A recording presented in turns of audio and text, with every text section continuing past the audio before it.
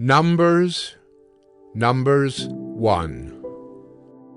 The Lord spoke to Moses in the wilderness of Sinai in the tent of meeting on the first day of the second month in the second year after they had come out of the land of Egypt, saying, Take a census of all the congregation of the people of Israel, by clans, by fathers' houses, according to the number of names every male, head by head. From 20 years old and upward, all in Israel who are able to go to war. You and Aaron shall list them company by company. And there shall be with you a man from each tribe, each man being the head of the house of his fathers. And these are the names of the men who shall assist you. From Reuben, Elizur the son of Shedeur. From Simeon, Shelumiel the son of Zurishaddai. From Judah, Nahshon the son of Amminadab. From Issachar, Nathanael the son of Zuar. From Zebulun, Eliab the son of Helon. From the sons of Joseph, from Ephraim, Elishama the son of Ammihud. And from Manasseh, Gamaliel the son of Pedazur. From Benjamin, Abidan the son of Gideoni. From Dan, Ahiezer the son of Ammishaddai. From Asher, Pagiel the son of Ochran. From Gad, Eliasaph the son of Deuel. From Naphtali, Ahira the son of Enan. These were the ones chosen from the congregation, the chiefs of their ancestral tribes, the heads of the clans of Israel. Moses and Aaron took these men who had been named, and on the first day of the second month they assembled the whole congregation together, who registered themselves by clans, by fathers' houses, according to the number of names from 20 years old and upward, head by head, as the Lord commanded Moses. So he listed them in the wilderness of Sinai. The people of Reuben, Israel's firstborn, their generations by their clans, by their fathers' houses, according to the number of names, head by head, every male from 20 years old and upward, all who were able to go to war. Those listed of the tribe of Reuben were 46,500. Of the people of Simeon, their generations by their clans, by their fathers' houses, those of them who were listed, according to the number of names, head by head, every male from 20 years old and upward, all who were able to go to war. Those listed of the tribe of Simeon were 59,300.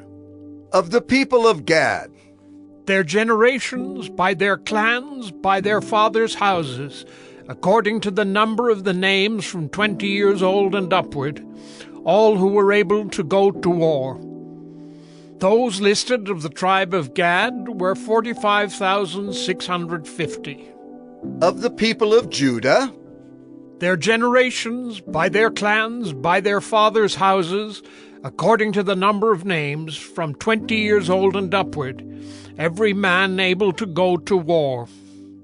Those listed of the tribe of Judah were 74,600. Of the people of Issachar, their generations, by their clans, by their fathers' houses, according to the number of names, from 20 years old and upward, every man able to go to war. Those listed of the tribe of Issachar were 54,400. Of the people of Zebulun, their generations, by their clans, by their fathers' houses, according to the number of names, from 20 years old and upward, every man able to go to war. Those listed of the tribe of Zebulun were 57,400.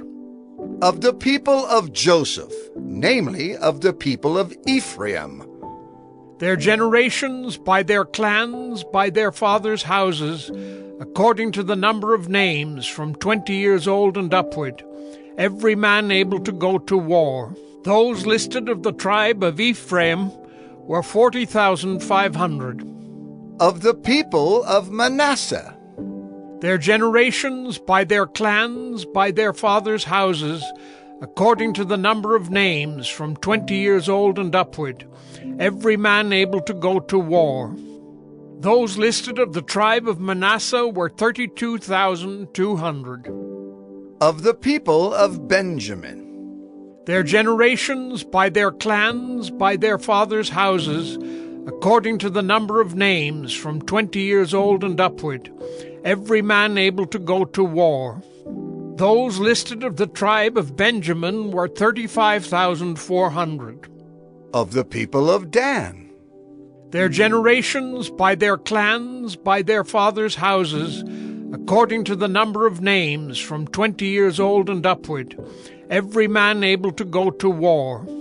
Those listed of the tribe of Dan were 62,700. of the people of Asher, Their generations, by their clans, by their fathers' houses, according to the number of names, from 20 years old and upward, every man able to go to war. Those listed of the tribe of Asher were 41,500. of the people of Naphtali, Their generations, by their clans, by their fathers' houses, according to the number of names, from 20 years old and upward, every man able to go to war. Those listed of the tribe of Naphtali were 53,400. These are those who were listed, whom Moses and Aaron listed with the help of the chiefs of Israel, 12 men, each representing his father's house.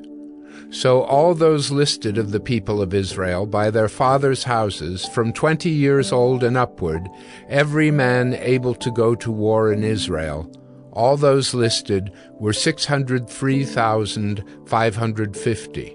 But the Levites were not listed along with them by their ancestral tribe, for the Lord spoke to Moses, saying, Only the tribe of Levi you shall not list, and you shall not take a census of them among the people of Israel, but appoint the Levites over the tabernacle of the testimony, and over all its furnishings, and over all that belongs to it. They are to carry the tabernacle and all its furnishings, and they shall take care of it, and shall camp around the tabernacle. When the tabernacle is to set out, the Levites shall take it down, and when the tabernacle is to be pitched, the Levites shall set it up. And if any outsider comes near, he shall be put to death. The people of Israel shall pitch their tents by their companies, each man in his own camp, and each man by his own standard. But the Levites shall camp around the tabernacle of the testimony, so that there may be no wrath on the congregation of the people of Israel. And the Levites shall keep guard over the tabernacle of the testimony. Thus did the people of Israel. They did according to all that the Lord commanded Moses. Numbers 2. The Lord spoke to Moses and Aaron, saying, The people of Israel shall camp each by his own standard, with the banners of their fathers' houses. They shall camp facing the tent of meeting on every side. those to camp on the east side toward the sunrise shall be of the standard of the camp of Judah, by their companies, the chief of the people of Judah being Nahshon, the son of Amminadab. His company as listed being 74,600. Those to camp next to him shall be the tribe of Issachar. The chief of the people of Issachar being Nethanel, the son of Zur. His company is listed being 54,400. Then the tribe of Zebulun. The chief of the people of Zebulun being Eliab, the son of Helon. His company is listed being 57,400. All those listed of the camp of Judah by their companies were 186,400. They shall set out first on the march. On the south side shall be the standard of the camp of Reuben by their companies. The chief of the people of Reuben being Elizur, the son of Shedeur. His company as listed being 46,500. And those to camp next to him shall be the tribe of Simeon. The chief of the people of Simeon being Shelumiel, the son of Zurishaddai. His company is listed, being 59,300. Then the tribe of Gad. The chief of the people of Gad being Eliasaph, the son of Reuel. His company is listed, being 45,650. All those listed of the camp of Reuben by their companies were 151,450. They shall set out second. Then the tent of meeting shall set out, with the camp of the Levites in the midst of the camps. As they camp, so shall they set out, each in position, standard by standard. On the west side shall be the standard of the camp of Ephraim by their companies. The chief of the people of Ephraim being Elishama, the son of Ammihud. His company is listed, being 40,500. And next to him shall be the tribe of Manasseh, the chief of the people of Manasseh being Gamaliel, the son of Pedazur. His company is listed, being 32,200. Then the tribe of Benjamin. The chief of the people of Benjamin being Abidan, the son of Gideoni. His company is listed, being 35,400. All those listed of the camp of Ephraim by their companies were 108,100. They shall set out third on the march. On the north side shall be the standard of the camp of Dan by their companies. The chief of the people of Dan being Ahiezer, the son of Ammishaddai. His company is listed, being 62,700. And those to camp next to him shall be the tribe of Asher. The chief of the people of Asher being Pagiel, the son of Acharon. His company is listed, being 41,500. Then the tribe of Naphtali. The chief of the people of Naphtali being Ahira, the son of Enan. His company is listed, being 53,400. All those listed of the camp of Dan were 157,600. They shall set out last, standard by standard. These are the people of Israel as listed by their fathers' houses. All those listed in the camps by their companies were 603,550. But the Levites were not listed among the people of Israel, as the Lord commanded Moses. Thus did the people of Israel. According to all that the Lord commanded Moses, so they camped by their standards, and so they set out, each one in his clan, according to his father's house. Numbers 3. These are the generations of Aaron and Moses at the time when the Lord spoke with Moses on Mount Sinai. These are the names of the sons of Aaron: Nadab the firstborn, and Abihu, Eleazar, and Ithamar. These are the names of the sons of Aaron, the anointed priests, whom he ordained to serve as priests. But Nadab and Abihu died before the Lord when they offered unauthorized fire before the Lord in the wilderness of Sinai, and they had no children. So Eleazar and Ithamar served as priests in the lifetime of Aaron their father. And the Lord spoke to Moses, saying, Bring the tribe of Levi near, and set them before Aaron the priest, that they may minister to him. They shall keep guard over him and over the whole congregation before the tent of meeting, as they minister at the tabernacle. They shall guard all the furnishings of the tent of meeting, and keep guard over the people of Israel as they minister at the tabernacle. And you shall give the Levites to Aaron and his sons. They are wholly given to him from among the people of Israel. And you shall appoint Aaron and his sons, and they shall guard their priesthood. But if any outsider comes near, he shall be put to death. And the Lord spoke to Moses, saying, Behold, I have taken the Levites from among the people of Israel instead of every firstborn who opens the womb among the people of Israel. The Levites shall be mine, for all the firstborn are mine. On the day that I struck down all the firstborn in the land of Egypt, I consecrated for my own all the firstborn in Israel, both of man and of beast. They shall be mine. I am the Lord. And the Lord spoke to Moses in the wilderness of Sinai, saying, List the sons of Levi by fathers' houses and by clans. Every male from a month old and upward you shall list. So Moses listed them according to the word of the Lord, as he was commanded, and these were the sons of Levi by their names: Gershon and Kohath and Merari. And these are the names of the sons of Gershon by their clans: Libni and Shimei. And the sons of Kohath by their clans: Amram, Izhar, Hebron, and Uzziel. And the sons of Merari by their clans: Malai and Mushai. These are the clans of the Levites by their fathers' houses. To Gershon belonged the clan of the Libnites and the clan of the Shimeites. These were the clans of the Gershonites. Their listing according to the number of all the males from a month old and upward was 7,500. The clans of the Gershonites were to camp behind the tabernacle on the west, with Eliasaph the son of Lael as chief of the father's house of the Gershonites. And the guard duty of the sons of Gershon in the tent of meeting involved the tabernacle, the tent with its covering, the screen for the entrance of the tent of meeting, the hangings of the court, the screen for the door of the court that is around the tabernacle and the altar, and its cords, all the service connected with these.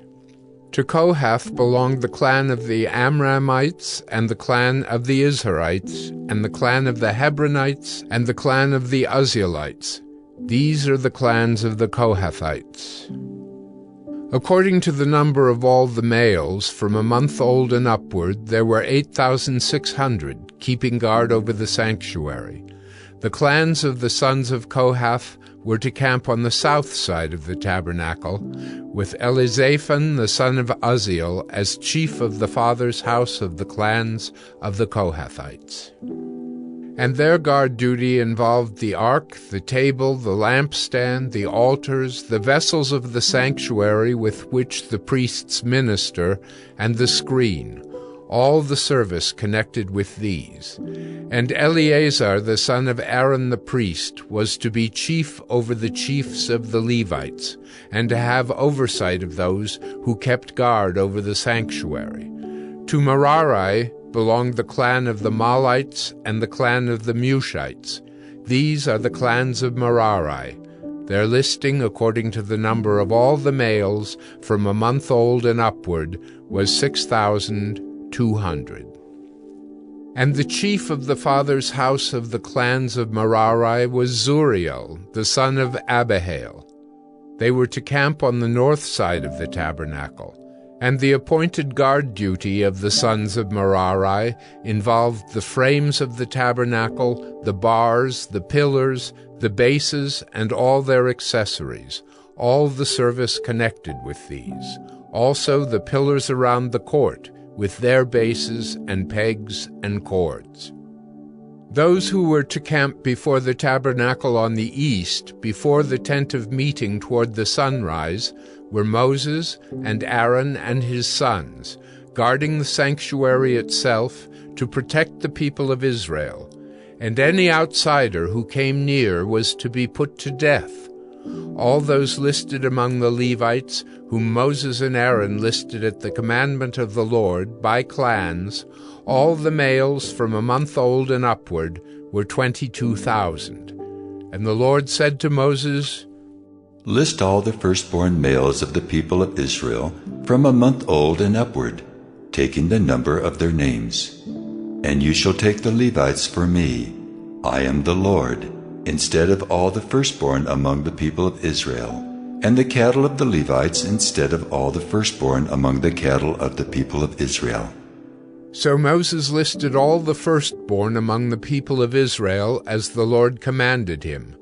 and all the firstborn males, according to the number of names, from a month old and upward as listed, were 22,273.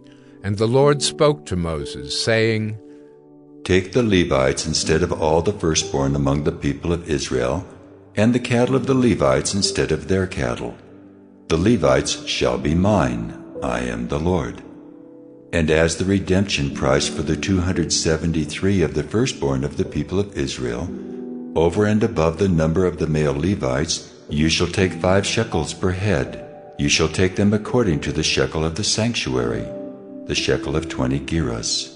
And give the money to Aaron and his sons as the redemption price for those who are over.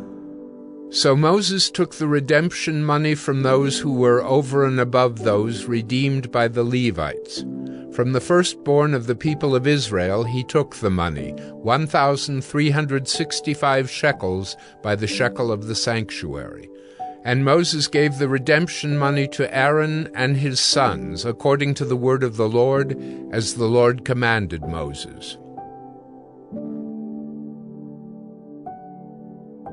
Numbers 4. The Lord spoke to Moses and Aaron, saying, Take a census of the sons of Kohath from among the sons of Levi, by their clans and their fathers' houses, from 30 years old up to 50 years old, all who can come on duty to do the work in the tent of meeting. This is the service of the sons of Kohath in the tent of meeting, the most holy things. When the camp is to set out, Aaron and his sons shall go in and take down the veil of the screen and cover the ark of the testimony with it. Then they shall put on it a covering of goatskin, and spread on top of that a cloth olive blue, and shall put in its poles.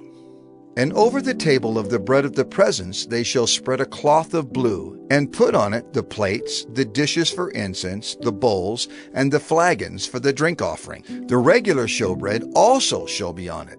Then they shall spread over them a cloth of scarlet, and cover the same with a covering of goatskin, and shall put in its poles. And they shall take a cloth of blue, and cover the lampstand for the light, with its lamps, its tongs, its trays, and all the vessels for oil with which it is supplied. And they shall put it with all its utensils in a covering of goatskin, and put it on the carrying frame. And over the golden altar they shall spread a cloth of blue, and cover it with a covering of goatskin, and shall put in its poles.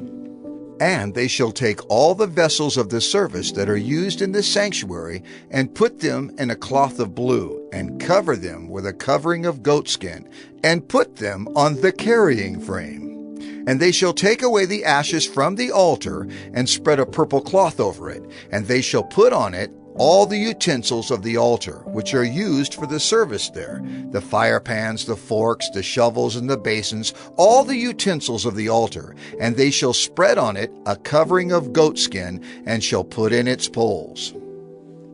And when Aaron and his sons have finished covering the sanctuary and all the furnishings of the sanctuary, as the camp sets out, after that the sons of Kohath shall come to carry these. But they must not touch the holy things, lest they die. These are the things of the tent of meeting that the sons of Kohath are to carry. And Eleazar, the son of Aaron the priest, shall have charge of the oil for the light, the fragrant incense, the regular grain offering, and the anointing oil, with the oversight of the whole tabernacle, and all that is in it, of the sanctuary and its vessels. The Lord spoke to Moses and Aaron, saying, Let not the tribe of the clans of the Kohathites be destroyed from among the Levites, but deal thus with them, that they may live and not die when they come near to the most holy things.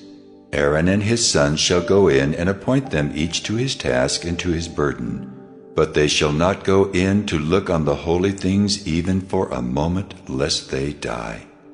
The Lord spoke to Moses, saying, Take a census of the sons of Gershon also by their fathers' houses and by their clans. From 30 years old up to 50 years old you shall list them, all who can come to do duty, to do service in the tent of meeting. This is the service of the clans of the Gershonites in serving and bearing burdens. They shall carry the curtains of the tabernacle and the tent of meeting with its covering, and the covering of goatskin that is on top of it, and the screen for the entrance of the tent of meeting, and the hangings of the court, and the screen for the entrance of the gate of the court that is around the tabernacle, and the altar, and their cords, and all the equipment for their service. And they shall do all that needs to be done with regard to them. All the service of the sons of the Gershonites shall be at the command of Aaron and his sons, in all that they are to carry, and in all that they have to do. And you shall assign to their charge all that they are to carry. This is the service of the clans of the sons of the Gershonites in the tent of meeting, and their guard duty is to be under the direction of Ithamar, the son of Aaron the priest. As for the sons of Merari, you shall list them by their clans and their fathers' houses. From 30 years old up to 50 years old, you shall list them, everyone who can come on duty to do the service of the tent of meeting. And this is what they are charged to carry. As the whole of their service in the tent of meeting, the frames of the tabernacle, with its bars, pillars, and bases, and the pillars around the court with their bases, pegs, and cords, with all their equipment and all their accessories. And you shall list by name the objects that they are required to carry. This is the service of the clans of the sons of Merari, the whole of their service in the tent of meeting, under the direction of Ithamar, the son of Aaron the priest. And Moses and Aaron and the chiefs of the congregation listed the sons of the Kohathites by their clans and their fathers' houses, from 30 years old up to 50 years old, everyone who could come on duty for service in the tent of meeting. And those listed by clans were 2,750. This was the list of the clans of the Kohathites, all who served in the tent of meeting, whom Moses and Aaron listed according to the commandment of the Lord by Moses. Those listed of the sons of Gershon by their clans and their fathers' houses, from 30 years old up to 50 years old, everyone who could come on duty for service in the tent of meeting, those listed by their clans and their fathers' houses were 2,630. This was the list of the clans of the sons of Gershon, all who served in the tent of meeting, whom Moses and Aaron listed according to the commandment of the Lord. Those listed of the clans of the sons of Merari, by their clans and their fathers' houses, from 30 years old up to 50 years old, everyone who could come on duty for service in the tent of meeting, those listed by clans were 3,200. This was the list of the clans of the sons of Merari, whom Moses and Aaron listed according to the commandment of the Lord by Moses. All those who were listed of the Levites, whom Moses and Aaron and the chiefs of Israel listed, by their clans and their fathers' houses, from 30 years old up to 50 years old, everyone who could come to do the service of ministry and the service of bearing burdens in the tent of meeting, those listed were 8,580. According to the commandment of the Lord through Moses, they were listed, each one with his task of serving or carrying. Thus they were listed by him, as the Lord commanded Moses. Numbers 5. The Lord spoke to Moses, saying, Command the people of Israel that they put out of the camp everyone who is leprous or has a discharge, and everyone who is unclean through contact with the dead. You shall put out both male and female, putting them outside the camp, that they may not defile their camp, in the midst of which I dwell. And the people of Israel did so, and put them outside the camp. As the Lord said to Moses, so the people of Israel did. And the Lord spoke to Moses, saying, Speak to the people of Israel, when a man or woman commits any of the sins that people commit by breaking faith with the Lord, and that person realizes his guilt, he shall confess his sin that he has committed. And he shall make full restitution for his wrong, adding a fifth to it and giving it to him to whom he did the wrong. But if the man has no next of kin, to whom restitution may be made for the wrong, the restitution for wrong shall go to the Lord for the priest, in addition to the ram of atonement with which atonement is made for him, and every contribution, all the holy donations of the people of Israel, which they bring to the priest, shall be his. Each one shall keep his holy donations. Whatever anyone gives to the priest shall be his. And the Lord spoke to Moses, saying, Speak to the people of Israel. If any man's wife goes astray and breaks faith with him, if a man lies with her sexually, and it is hidden from the eyes of her husband, and she is undetected, though she has defiled herself, and there is no witness against her, since she was not taken in the act. And if the spirit of jealousy comes over him, and he is jealous of his wife who has defiled herself, or if the spirit of jealousy comes over him, and he is jealous of his wife though she has not defiled herself, then the man shall bring his wife to the priest, and bring the offering required of her, 1/10 of an ephah of barley flour. He shall pour no oil on it, and put no frankincense on it, for it is a grain offering of jealousy, a grain offering of remembrance, bringing iniquity to remembrance. And the priest shall bring her near and set her before the Lord. And the priest shall take holy water in an earthenware vessel, and take some of the dust that is on the floor of the tabernacle, and put it into the water.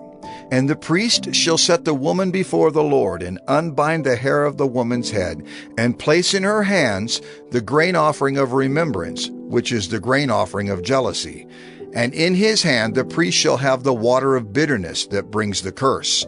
Then the priest shall make her take an oath, saying, If no man has lain with you, and if you have not turned aside to uncleanness while you were under your husband's authority, be free from this water of bitterness that brings the curse. But if you have gone astray, though you are under your husband's authority, and if you have defiled yourself, and some man other than your husband has lain with you, then let the priest make the woman take the oath of the curse, and say to the woman, The Lord make you a curse and an oath among your people, when the Lord makes your thigh fall away and your body swell. May this water that brings the curse pass into your bowels, and make your womb swell and your thigh fall away. And the woman shall say, Amen. Amen. Then the priest shall write these curses in a book, and wash them off into the water of bitterness. And he shall make the woman drink the water of bitterness that brings the curse. And the water that brings the curse shall enter into her, and cause bitter pain. And the priest shall take the grain offering of jealousy out of the woman's hand, and shall wave the grain offering before the Lord, and bring it to the altar. And the priest shall take a handful of the grain offering as its memorial portion, and burn it on the altar, and afterward shall make the woman drink the water. And when he has made her drink the water, then, if she has defiled herself and has broken faith with her husband, the water that brings the curse shall enter into her and cause bitter pain, and her womb shall swell, and her thigh shall fall away, and the woman shall become a curse among her people.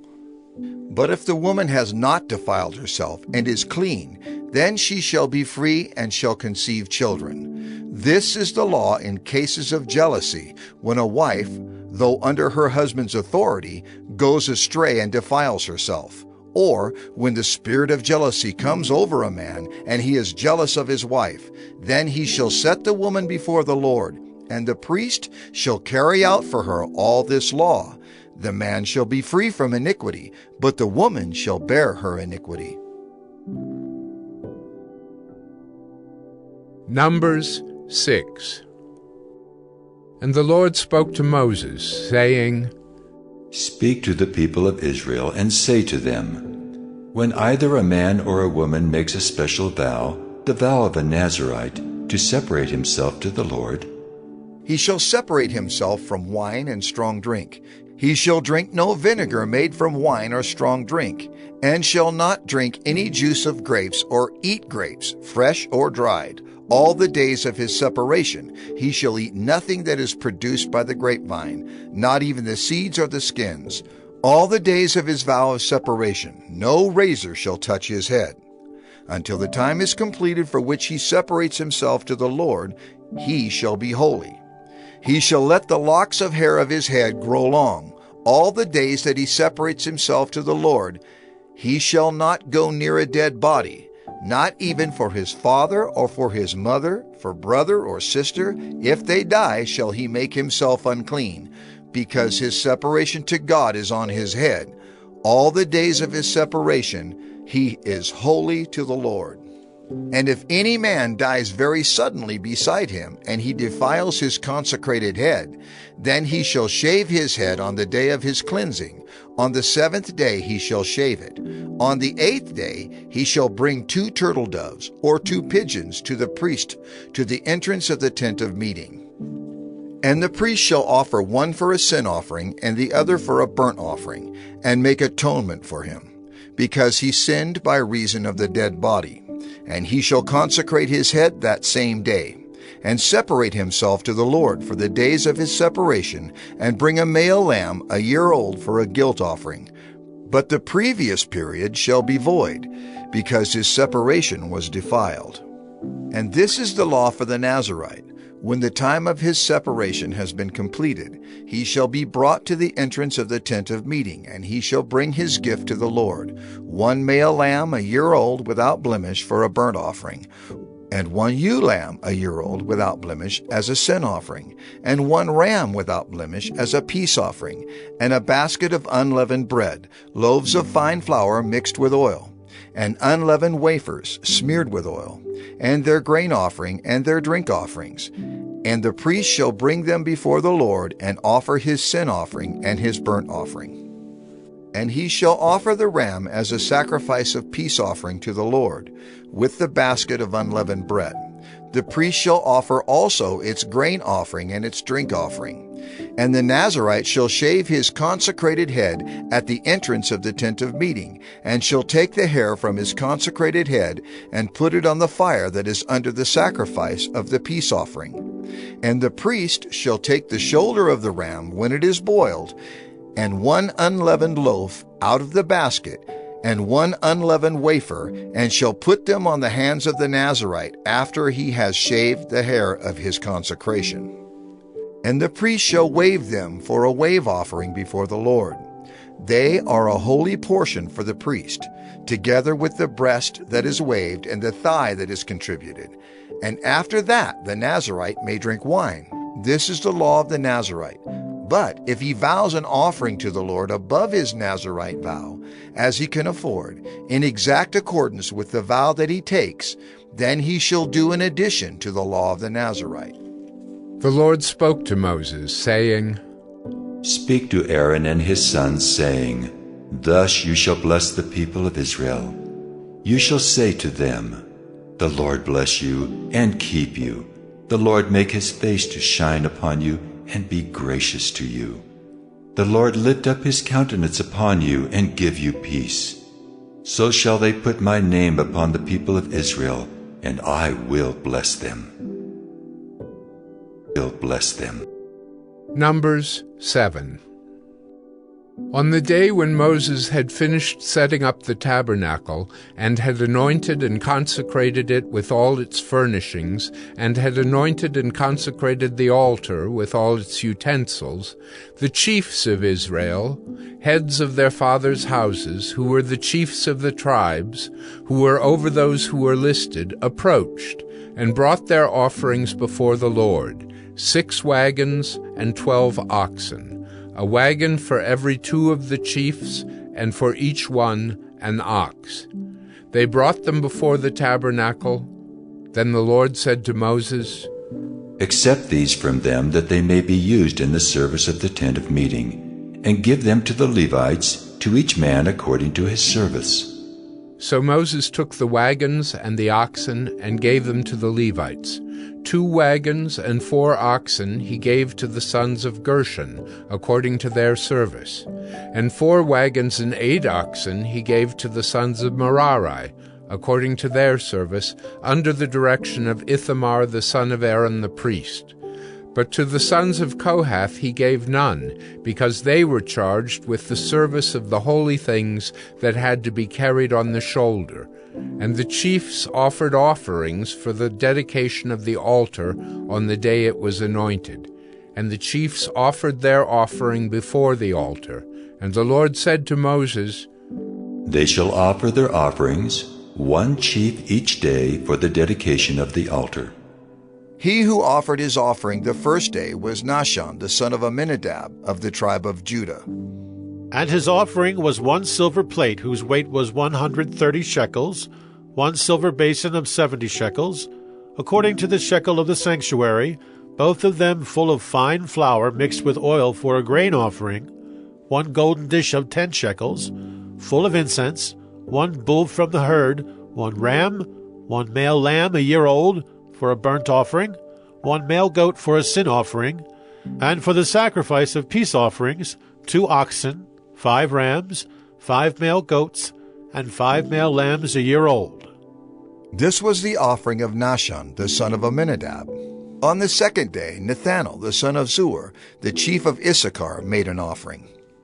He offered for his offering 1 silver plate, whose weight was 130 shekels, 1 silver basin of 70 shekels, according to the shekel of the sanctuary, both of them full of fine flour mixed with oil for a grain offering, 1 golden dish of 10 shekels, full of incense, 1 bull from the herd, 1 ram, 1 male lamb a year old for a burnt offering, 1 male goat for a sin offering, and for the sacrifice of peace offerings, 2 oxen, 5 rams, 5 male goats, and 5 male lambs a year old. This was the offering of Nethanel, the son of Zuar. On the third day, Eliab, the son of Helon, the chief of the people of Zebulun.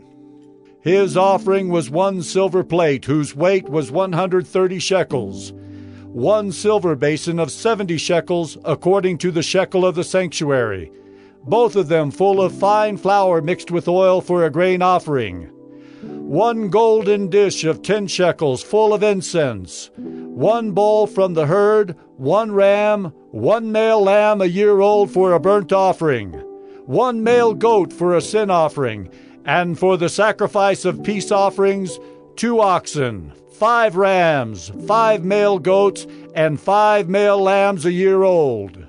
This was the offering of Eliab, the son of Helon. On the fourth day, Elizur, the son of Shedeur, the chief of the people of Reuben. His offering was 1 silver plate, whose weight was 130 shekels, 1 silver basin of 70 shekels, according to the shekel of the sanctuary, both of them full of fine flour mixed with oil for a grain offering, 1 golden dish of 10 shekels, full of incense, 1 bull from the herd, 1 ram, 1 male lamb a year old for a burnt offering, 1 male goat for a sin offering, and for the sacrifice of peace offerings, 2 oxen, 5 rams, 5 male goats, and 5 male lambs a year old. This was the offering of Elizur, the son of Shedeur.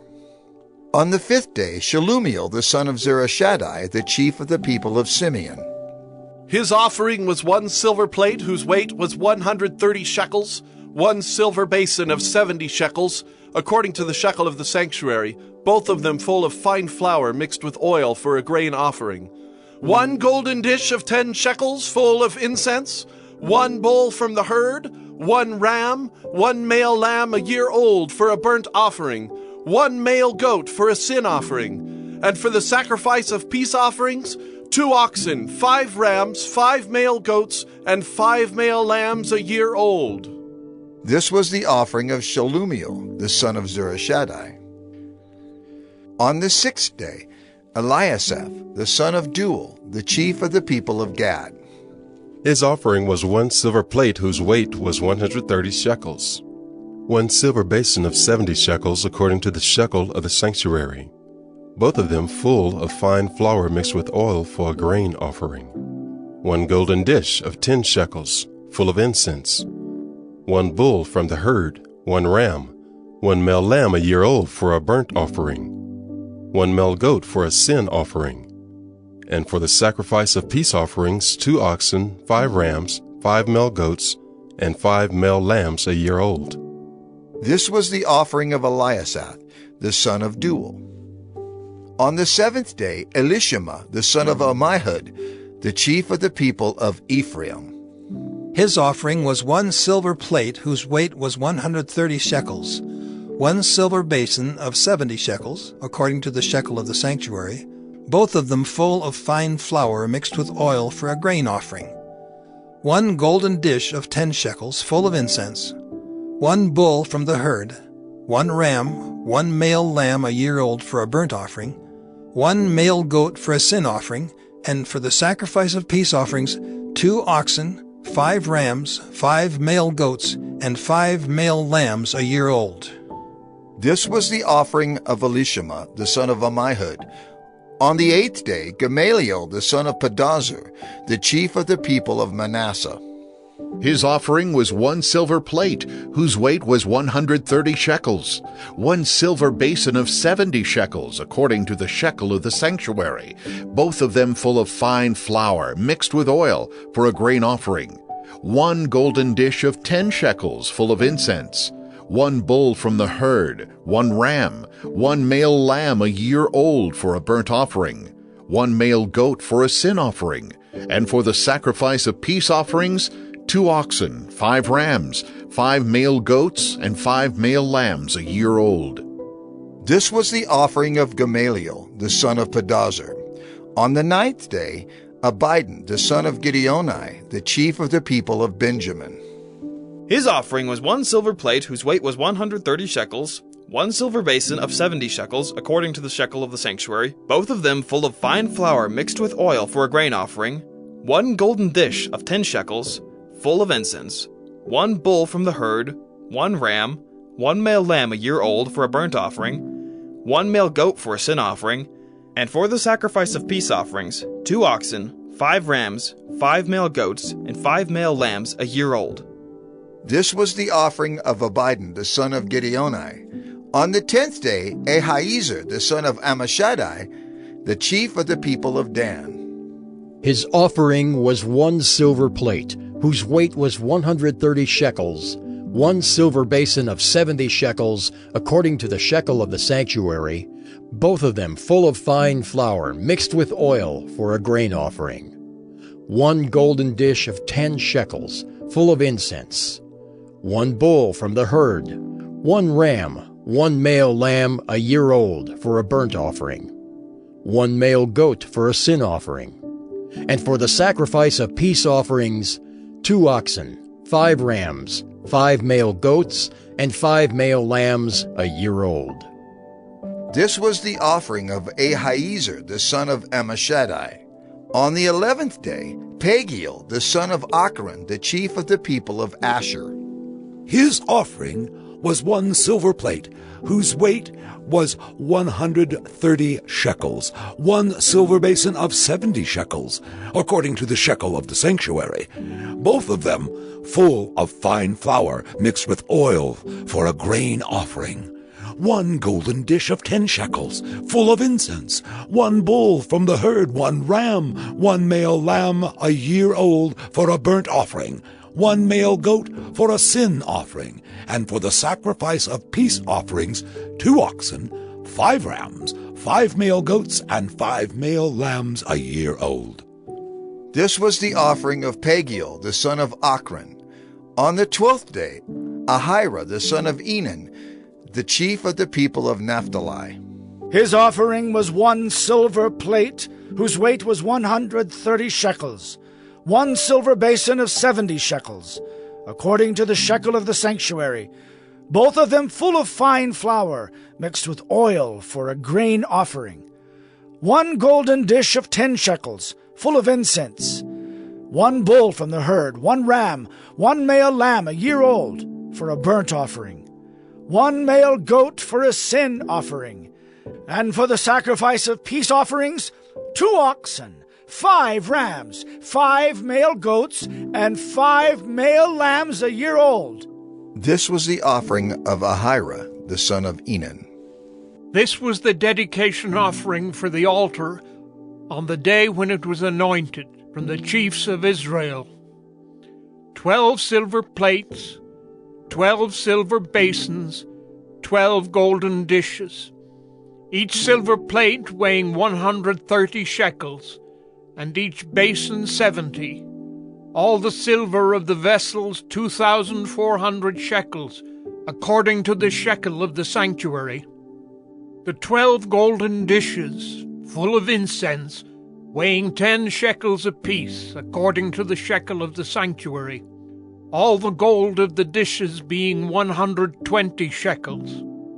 All the cattle for the burnt offering 12 bulls, 12 rams, 12 male lambs a year old with their grain offering, and 12 male goats for a sin offering. And all the cattle for the sacrifice of peace offerings 24 bulls, the rams 60, the male goats 60, the male lambs a year old 60. This was the dedication offering for the altar after it was anointed. And when Moses went into the tent of meeting to speak with the Lord, he heard the voice speaking to him from above the mercy seat that was on the ark of the testimony, from between the two cherubim, and it spoke to him.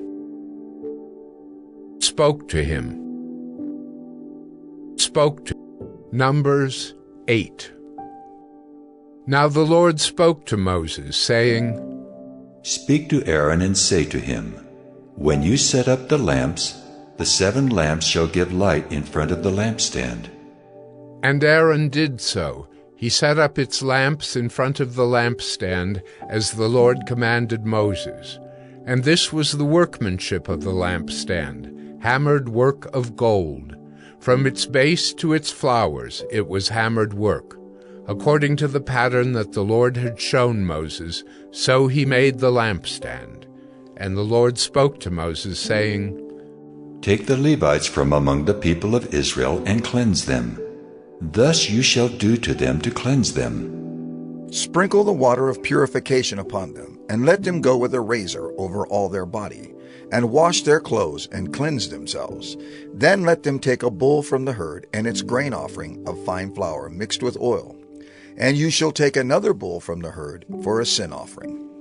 And you shall bring the Levites before the tent of meeting and assemble the whole congregation of the people of Israel. When you bring the Levites before the Lord, the people of Israel shall lay their hands on the Levites, and Aaron shall offer the Levites before the Lord as a wave offering from the people of Israel, that they may do the service of the Lord.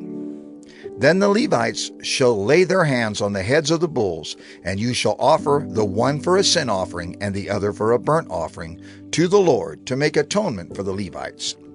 And you shall set the Levites before Aaron and his sons, and shall offer them as a wave offering to the Lord.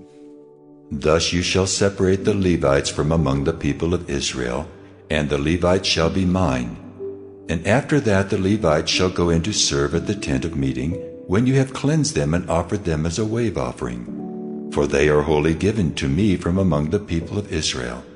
Instead of all who opened the womb, the firstborn of all the people of Israel, I have taken them for myself. For all the firstborn among the people of Israel are mine, both of man and of beast.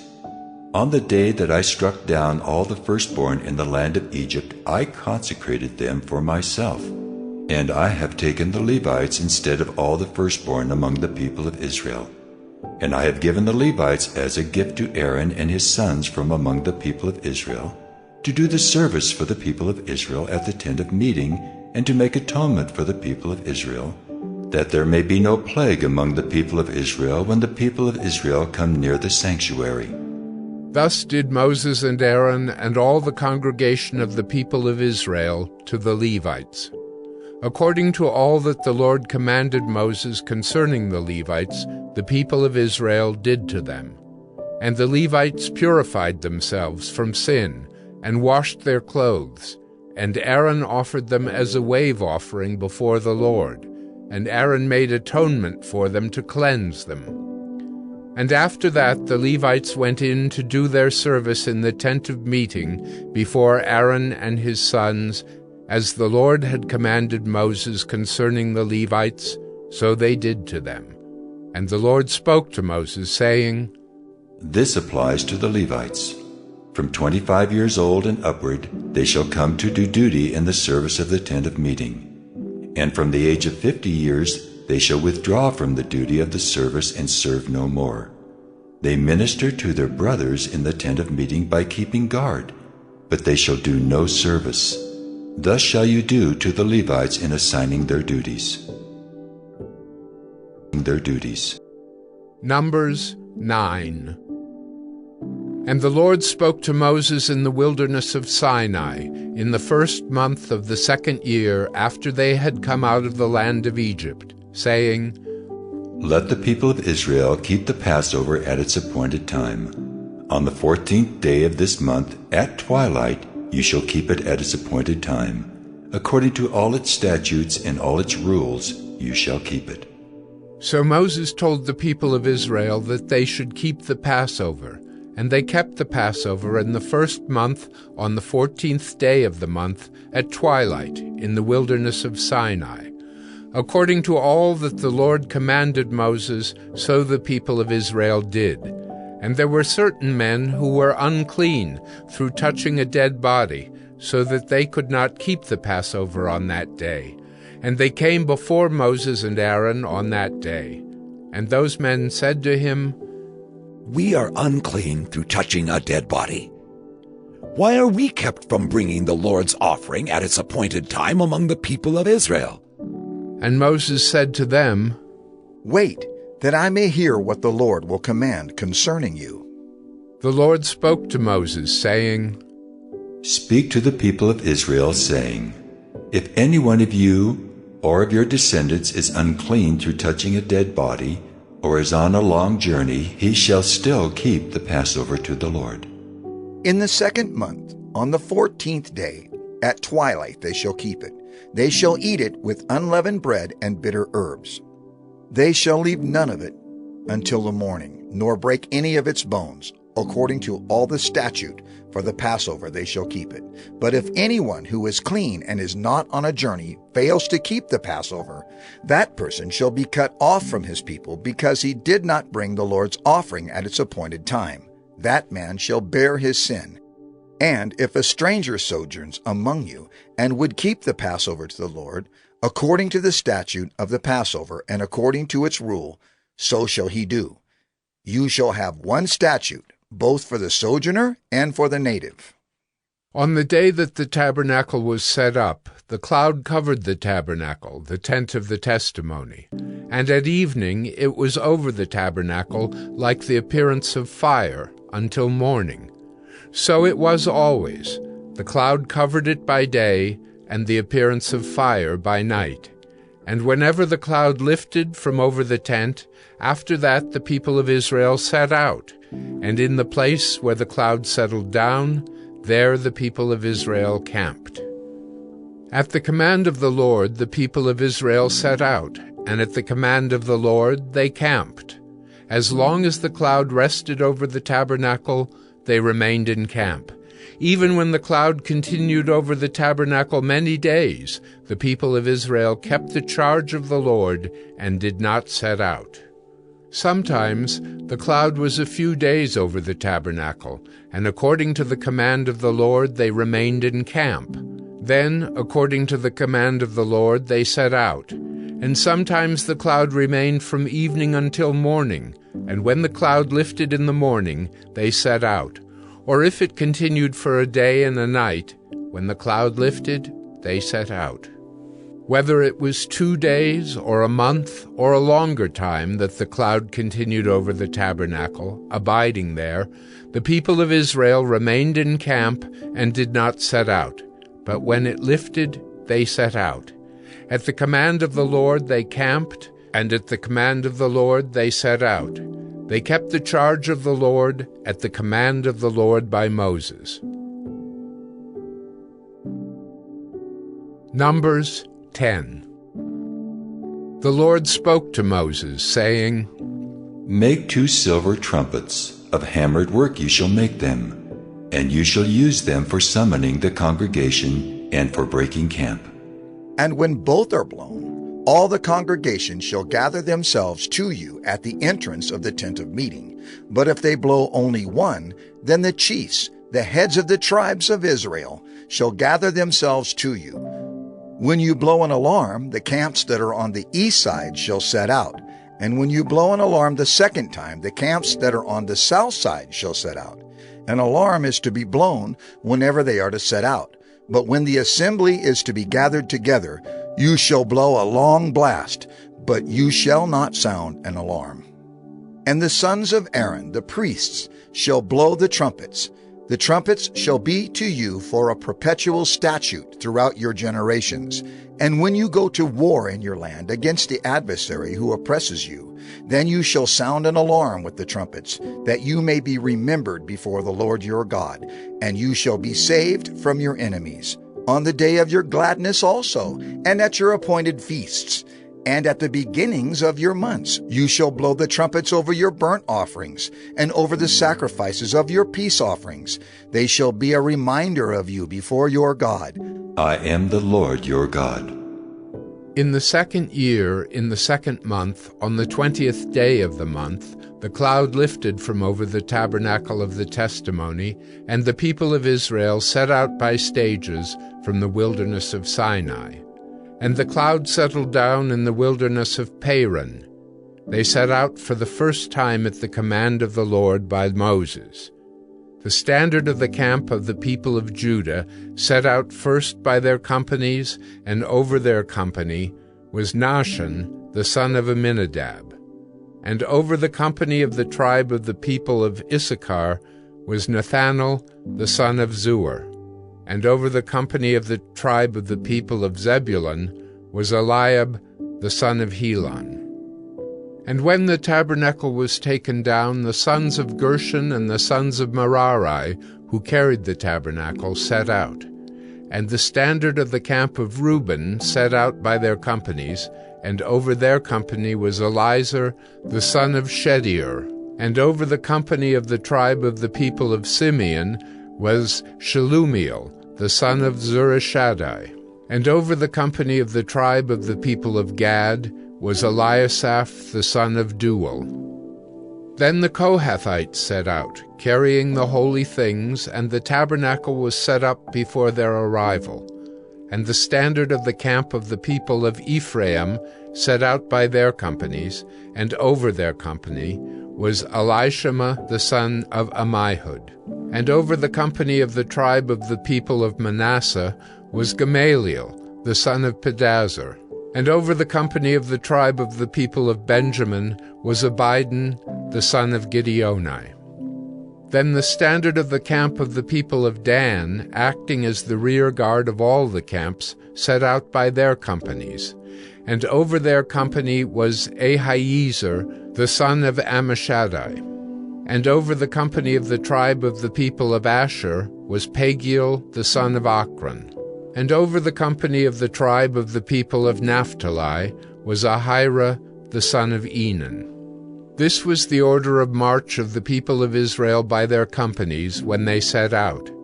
And Moses said to Hobab, the son of Reuel the Midianite, Moses' father-in-law, We are setting out for the place of which the Lord said, I will give it to you.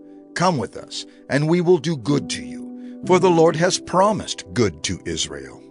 But he said to him, I will not go. I will depart to my own land and to my kindred. And he said, Please do not leave us, for you know where we should camp in the wilderness, and you will serve as eyes for us. And if you do go with us, whatever good the Lord will do to us, the same will we do to you. So they set out from the mount of the Lord 3 days' journey.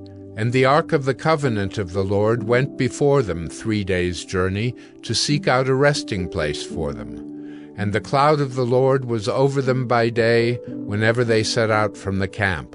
And whenever the ark set out, Moses said, Arise, O Lord, and let your enemies be scattered, and let those who hate you flee before you. And when it rested, he said, Return, O Lord, to the 10,000 thousands of Israel. Numbers 11. And the people complained in the hearing of the Lord about their misfortunes. And when the Lord heard it, his anger was kindled. and the fire of the Lord burned among them and consumed some outlying parts of the camp.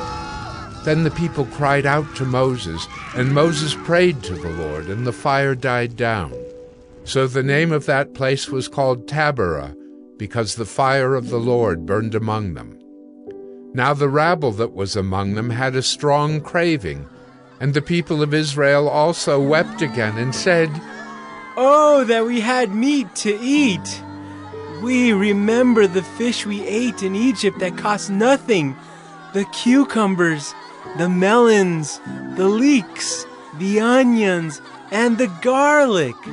But now our strength is dried up, and there is nothing at all but this manna to look at."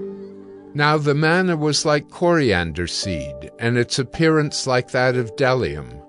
The people went about and gathered it, and ground it in hand mills, or beat it in mortars, and boiled it in pots, and made cakes of it. And the taste of it was like the taste of cakes baked with oil. When the dew fell upon the camp in the night, the manna fell with it. Moses heard the people weeping throughout their clans, everyone at the door of his tent. And the anger of the Lord blazed hotly, and Moses was displeased. Moses said to the Lord, "Why have you dealt ill with your servant? And why have I not found favor in your sight, that you lay the burden of all this people on me? Did I conceive all this people? Did I give them birth that you should say to me, 'Carry them in your bosom, as a nurse carries a nursing child, to the land that you swore to give their fathers'? Where am I to get meat to give to all this people? For they weep before me and say, 'Give us meat that we may eat.' I am not able to carry all this people alone. The burden is too heavy for me. If you will treat me like this, kill me at once, if I find favor in your sight, that I may not see my wretchedness." Then the Lord said to Moses, "Gather for me 70 men of the elders of Israel, whom you know to be the elders of the people and officers over them, and bring them to the tent of meeting, and let them take their stand there with you. And I will come down and talk with you there, and I will take some of the Spirit that is on you, and put it on them, and they shall bear the burden of the people with you, so that you may not bear it yourself alone. And say to the people, 'Consecrate yourselves for tomorrow, and you shall eat meat, for you have wept in the hearing of the Lord, saying, Who will give us meat to eat? For it was better for us in Egypt.' Therefore the Lord will give you meat, and you shall eat. You shall not eat just 1 day, or 2 days, or 5 days, or 10 days, or 20 days, but a whole month, until it comes out at your nostrils and becomes loathsome to you, because you have rejected the Lord who is among you, and have wept before him, saying, 'Why did we come out of Egypt?'" But Moses said, "The people among whom I am number 600,000 on foot, and you have said, 'I will give them meat that they may eat a whole month.' Shall flocks and herds be slaughtered for them, and be enough for them? Or shall all the fish of the sea be gathered together for them, and be enough for them?" And the Lord said to Moses, "Is the Lord's hand shortened? Now you shall see whether my word will come true for you or not." So Moses went out and told the people the words of the Lord. And he gathered 70 men of the elders of the people, and placed them around the tent. Then the Lord came down in the cloud, and spoke to him, and took some of the Spirit that was on him, and put it on the 70 elders. And as soon as the Spirit rested on them, they prophesied, but they did not continue doing it. Now 2 men remained in the camp, one named Eldad and the other named Medad, and the Spirit rested on them. They were among those registered, but they had not gone out to the tent, and so they prophesied in the camp. And a young man ran and told Moses, "Eldad and Medad are prophesying in the camp." And Joshua the son of Nun, the assistant of Moses from his youth, said, "My lord Moses, stop them." But Moses said to him, "Are you jealous for my sake? Would that all the Lord's people were prophets, that the Lord would put his Spirit on them. And Moses and the elders of Israel returned to the camp. Then a wind from the Lord sprang up, and it brought quail from the sea and let them fall beside the camp, about a day's journey on this side and a day's journey on the other side, around the camp and about 2 cubits above the ground. And the people rose all that day and all night and all the next day, and gathered the quail. Those who gathered least gathered 10 homers, and they spread them out for themselves all around the camp. While the meat was yet between their teeth, before it was consumed, the anger of the Lord was kindled against the people, and the Lord struck down the people with a very great plague. Therefore, the name of that place was called Kibroth-Hattaavah, because there they buried the people who had the craving. From Kibroth-Hattaavah the people journeyed to Hazerath, and they remained at Hazerath. Numbers 12. Miriam and Aaron spoke against Moses because of the Cushite woman whom he had married, for he had married a Cushite woman, and they said, Has the Lord indeed spoken only through Moses? Has he not spoken through us also? And the Lord heard it. Now the man Moses was very meek, more than all people who were on the face of the earth. And suddenly the Lord said to Moses and to Aaron and Miriam, Come out, you 3, to the tent of meeting. And the 3 of them came out. And the Lord came down in a pillar of cloud and stood at the entrance of the tent and called Aaron and Miriam, and they both came forward. And he said, Hear my words. If there is a prophet among you, I, the Lord, make myself known to him in a vision. I speak with him in a dream. Not so with my servant Moses. He is faithful in all my house. With him I speak mouth to mouth clearly, and not in riddles, and he beholds the form of the Lord. Why then were you not afraid to speak against my servant Moses? And the anger of the Lord was kindled against them, and he departed. When the cloud removed from over the tent, behold, Miriam was leprous, like snow. And Aaron turned toward Miriam, and behold, she was leprous. And Aaron said to Moses, O my Lord, do not punish us because we have done foolishly and have sinned. Let her not be as one dead, whose flesh is half eaten away when he comes out of his mother's womb. And Moses cried to the Lord, O God, please heal her. Please. But the Lord said to Moses, If her father had but spit in her face, should she not be shamed 7 days? Let her be shut outside the camp 7 days, and after that she may be brought in again.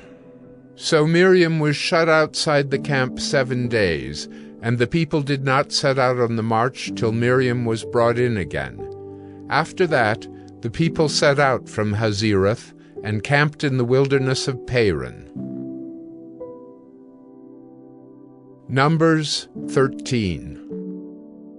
The Lord spoke to Moses, saying, Send men to spy out the land of Canaan, which I am giving to the people of Israel. From each tribe of their fathers you shall send a man, every one a chief among them. So Moses sent them from the wilderness of Paran, according to the command of the Lord, all of them men who were heads of the people of Israel. And these were their names. From the tribe of Reuben, Shammua the son of Zachar. From the tribe of Simeon, Shaphat the son of Hori. From the tribe of Judah, Caleb the son of Jephunneh.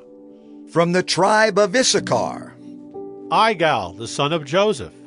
From the tribe of Ephraim, Hoshea the son of Nun. From the tribe of Benjamin, Paltai the son of Raphu. From the tribe of Zebulun, Gadiel the son of Sodai. From the tribe of Joseph, that is, from the tribe of Manasseh, Gadai the son of Susai. From the tribe of Dan.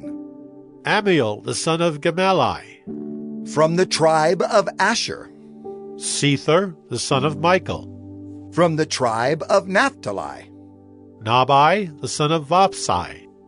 From the tribe of Gad. Guel, the son of Machai.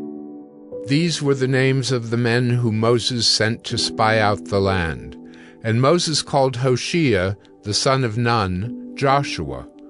Moses sent them to spy out the land of Canaan, and said to them, Go up into the Negeb, and go up into the hill country, and see what the land is, and whether the people who dwell in it are strong or weak, whether they are few or many, and whether the land that they dwell in is good or bad, and whether the cities that they dwell in are camps or strongholds, and whether the land is rich or poor, and whether there are trees in it or not.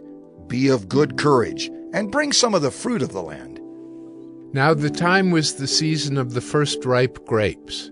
So they went up and spied out the land from the wilderness of Zin to Rehob, near Lebo Hamath. They went up into the Negeb and came to Hebron. Ahiman, Shishai, and Talmai, the descendants of Anak, were there. Hebron was built 7 years before Zoan in Egypt. And they came to the valley of Eshcol, and cut down from there a branch with the single cluster of grapes, and they carried it on a pole between 2 of them. They also brought some pomegranates and figs. That place was called the Valley of Eshcol, because of the cluster that the people of Israel cut down from there. At the end of 40 days they returned from spying out the land. And they came to Moses and Aaron and to all the congregation of the people of Israel in the wilderness of Paran at Kadesh. They brought back word to them and to all the congregation, and showed them the fruit of the land. And they told him, We came to the land to which you sent us. It flows with milk and honey, and this is its fruit. However, the people who dwell in the land are strong, and the cities are fortified and very large. And besides, we saw the descendants of Anak there. The Amalekites dwell in the land of the Negeb. The Hittites, the Jebusites, and the Amorites dwell in the hill country, and the Canaanites dwell by the sea and along the Jordan. But Caleb quieted the people before Moses and said, Let us go up at once and occupy it, for we are well able to overcome it. Then the men who had gone up with him said, We are not able to go up against the people, for they are stronger than we are. So they brought to the people of Israel a bad report of the land that they had spied out, saying, The land to which we have gone to spy it out is a land that devours its inhabitants, and all the people that we saw in it are of great height. And there we saw the Nephilim, the sons of Anak who come from the Nephilim, and we seemed to ourselves like grasshoppers, and so we seemed to them. Numbers 14. Then all the congregation raised a loud cry, and the people wept that night. And all the people of Israel grumbled against Moses and Aaron. The whole congregation said to them, Would that we had died in the land of Egypt, or would that we had died in this wilderness? Why is the Lord bringing us into this land to fall by the sword? Our wives and our little ones will become a prey. Would it not be better for us to go back to Egypt? And they said to one another, Let us choose a leader and go back to Egypt. Then Moses and Aaron fell on their faces before all the assembly of the congregation of the people of Israel. And Joshua, the son of Nun, and Caleb, the son of Jephunneh, who were among those who had spied out the land, tore their clothes, and said to all the congregation of the people of Israel, The land which we passed through to spy it out is an exceedingly good land. If the Lord delights in us, He will bring us into this land and give it to us, a land that flows with milk and honey. Only do not rebel against the Lord, and do not fear the people of the land, for they are bread for us. Their protection is removed from them, and the Lord is with us. Do not fear them. Then all the congregation said to stone them with stones. But the glory of the Lord appeared at the tent of meeting to all the people of Israel. And the Lord said to Moses, How long will this people despise me? And how long will they not believe in me, in spite of all the signs that I have done among them? I will strike them with the pestilence and disinherit them. And I will make of you a nation greater and mightier than they. But Moses said to the Lord, Then the Egyptians will hear of it, for you brought up this people in your might from among them, and they will tell the inhabitants of this land, They have heard that you, O Lord, are in the midst of this people. For you, O Lord, are seen face to face, and your cloud stands over them, and you go before them in a pillar of cloud by day and in a pillar of fire by night. Now if you kill this people as one man, then the nations who have heard your fame will say, It is because the Lord was not able to bring this people into the land that he swore to give to them, that he has killed them in the wilderness. And now, please, let the power of the Lord be great as you have promised, saying, The Lord is slow to anger and abounding in steadfast love, forgiving iniquity and transgression, but he will by no means clear the guilty, visiting the iniquity of the fathers on the children to the third and the fourth generation. Please pardon the iniquity of this people, according to the greatness of your steadfast love, just as you have forgiven this people from Egypt until now. Then the Lord said, I have pardoned according to your word. But truly, as I live, and as all the earth shall be filled with the glory of the Lord, none of the men who have seen my glory and my signs that I did in Egypt and in the wilderness, and yet have put me to the test these 10 times, and have not obeyed my voice, shall see the land that I swore to give to their fathers. And none of those who despised me shall see it.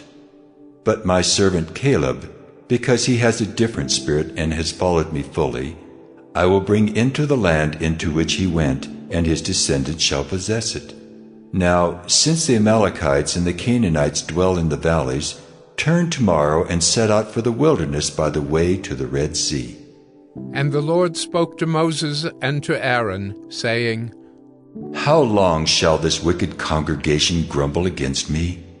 I have heard the grumblings of the people of Israel, which they grumble against me. Say to them, As I live, declares the Lord, what you have said in my hearing I will do to you. Your dead bodies shall fall in this wilderness, and of all your number listed in the census from 20 years old and upward, who have grumbled against me, not one shall come into the land where I swore that I would make you dwell, except Caleb the son of Jephunneh, and Joshua the son of Nun. But your little ones, who you said would become a prey, I will bring in, and they shall know the land that you have rejected.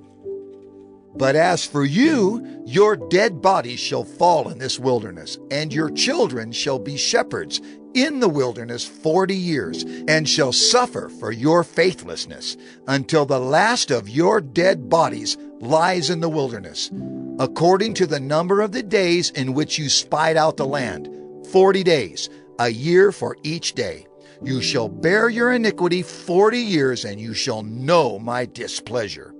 I, the Lord, have spoken. Surely this will I do to all this wicked congregation who are gathered together against me. In this wilderness they shall come to a full end, and there they shall die. And the men whom Moses sent to spy out the land, who returned and made all the congregation grumble against him by bringing up a bad report about the land, the men who brought up a bad report of the land died by plague before the Lord. Of those men who went to spy out the land, only Joshua the son of Nun and Caleb the son of Jephunneh remained alive. When Moses told these words to all the people of Israel, the people mourned greatly. And they rose early in the morning and went up to the heights of the hill country, saying, Here we are! We will go up to the place that the Lord has promised, for we have sinned. But Moses said, Why now are you transgressing the command of the Lord, when that will not succeed? Do not go up, for the Lord is not among you, lest you be struck down before your enemies. For there the Amalekites and the Canaanites are facing you, and you shall fall by the sword, because you have turned back from following the Lord. The Lord will not be with you. But they presumed to go up to the heights of the hill country, although neither the ark of the covenant of the Lord nor Moses departed out of the camp. Then the Amalekites and the Canaanites who lived in that hill country came down and defeated them and pursued them, even to Hormah. Numbers 15. The Lord spoke to Moses, saying, Speak to the people of Israel and say to them, When you come into the land you are to inhabit, which I am giving you, and you offer to the Lord from the herd or from the flock a food offering or a burnt offering or a sacrifice to fulfill a vow or as a freewill offering or at your appointed feasts, to make a pleasing aroma to the Lord, then he who brings his offering shall offer to the Lord a grain offering of 1/10 of an ephah of fine flour mixed with 1/4 of a hin of oil. And you shall offer with the burnt offering, or for the sacrifice, 1/4 of a hin of wine for the drink offering for each lamb, or for a ram you shall offer for a grain offering 2/10 of an ephah of fine flour mixed with 1/3 of a hin of oil. And for the drink offering you shall offer 1/3 of a hin of wine, a pleasing aroma to the Lord. And when you offer a bull as a burnt offering or sacrifice to fulfill a vow, or for peace offerings to the Lord, then one shall offer with the bull a grain offering of 3/10 of an ephah of fine flour mixed with 1/2 a hin of oil. And you shall offer for the drink offering 1/2 a hin of wine as a food offering, a pleasing aroma to the Lord. Thus it shall be done for each bull or ram, or for each lamb or young goat. As many as you offer, so shall you do with each one as many as there are. Every native Israelite shall do these things in this way, in offering a food offering with a pleasing aroma to the Lord. And if a stranger is sojourning with you, or anyone is living permanently among you, and he wishes to offer a food offering with a pleasing aroma to the Lord, he shall do as you do. For the assembly there shall be one statute for you and for the stranger who sojourns with you, a statute forever throughout your generations. You and the sojourner shall be alike before the Lord. One law and one rule shall be for you and for the stranger who sojourns with you. The Lord spoke to Moses, saying, Speak to the people of Israel and say to them, When you come into the land to which I bring you, and when you eat of the bread of the land, you shall present a contribution to the Lord. Of the first of your dough you shall present a loaf as a contribution, like a contribution from the threshing floor. So shall you present it. Some of the first of your dough you shall give to the Lord as a contribution throughout your generations. But if you sin unintentionally and do not observe all these commandments that the Lord has spoken to Moses, all that the Lord has commanded you by Moses, from the day that the Lord gave commandment and onward throughout your generations, then if it was done unintentionally, without the knowledge of the congregation, all the congregation shall offer one bull from the herd for a burnt offering, a pleasing aroma to the Lord, with its grain offering and its drink offering, according to the rule, and one male goat for a sin offering. And the priest shall make atonement for all the congregation of the people of Israel, and they shall be forgiven because it was a mistake, and they have brought their offering, a food offering to the Lord, and their sin offering before the Lord for their mistake. And all the congregation of the people of Israel shall be forgiven, and the stranger who sojourns among them, because the whole population was involved in the mistake. If one person sins unintentionally, he shall offer a female goat, a year old, for a sin offering. And the priest shall make atonement before the Lord for the person who makes a mistake, when he sins unintentionally, to make atonement for him, and he shall be forgiven. You shall have one law for him who does anything unintentionally. for him who is native among the people of Israel, and for the stranger who sojourns among them. But the person who does anything with a high hand, whether he is native or a sojourner, reviles the Lord, and that person shall be cut off from among his people, because he has despised the word of the Lord and has broken his commandment. That person shall be utterly cut off. His iniquity shall be on him. While the people of Israel were in the wilderness, they found a man gathering sticks on the Sabbath day.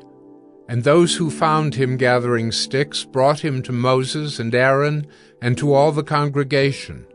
They put him in custody, because it had not been made clear what should be done to him. And the Lord said to Moses, "The man shall be put to death. All the congregation shall stone him with stones outside the camp." And all the congregation brought him outside the camp and stoned him to death with stones, as the Lord commanded Moses. The Lord said to Moses, "Speak to the people of Israel and tell them to make tassels on the corners of their garments throughout their generations, and to put a cord of blue on the tassel of each corner.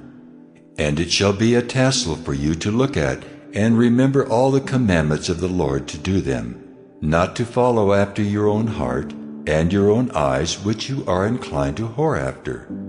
So you shall remember and do all my commandments, and be holy to your God. I am the Lord your God, who brought you out of the land of Egypt to be your God. I am the Lord your God." Lord your God. Numbers 16.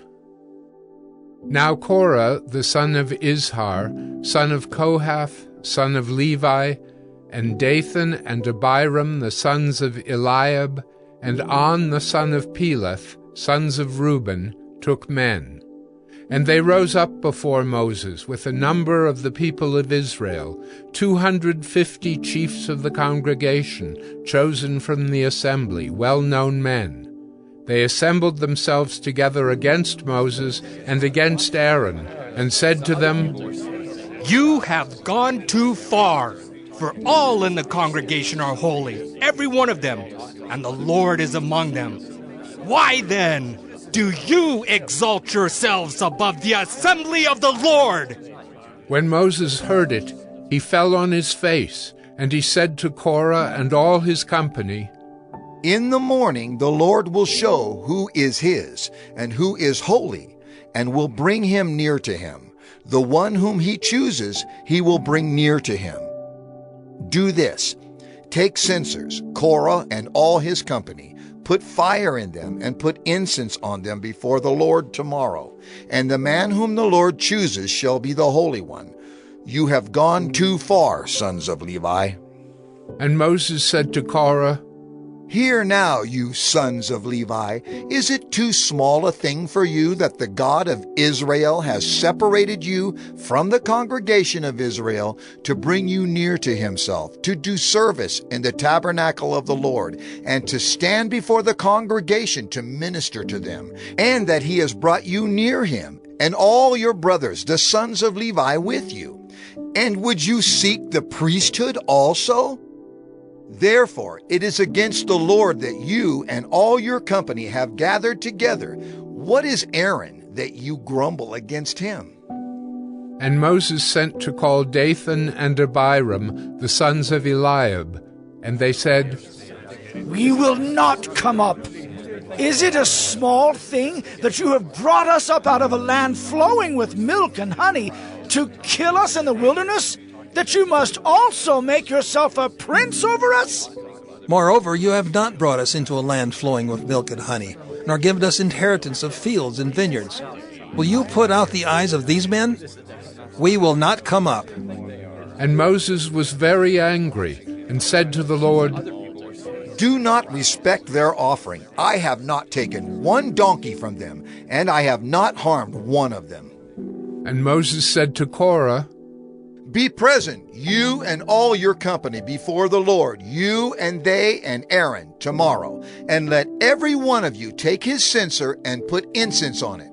And every one of you bring before the Lord his censer, 250 censers, you also, and Aaron, each his censer." So every man took his censer and put fire in them, and laid incense on them, and stood at the entrance of the tent of meeting with Moses and Aaron. Then Korah assembled all the congregation against them at the entrance of the tent of meeting. And the glory of the Lord appeared to all the congregation. And the Lord spoke to Moses and to Aaron, saying, Separate yourselves from among this congregation, that I may consume them in a moment. And they fell on their faces and said, O God, the God of the spirits of all flesh, shall one man sin, and will you be angry with all the congregation? And the Lord spoke to Moses, saying, Say to the congregation, Get away from the dwelling of Korah, Dathan, and Abiram. Then Moses rose and went to Dathan and Abiram, and the elders of Israel followed him. And he spoke to the congregation, saying, Depart, please, from the tents of these wicked men, and touch nothing of theirs, lest you be swept away with all their sins.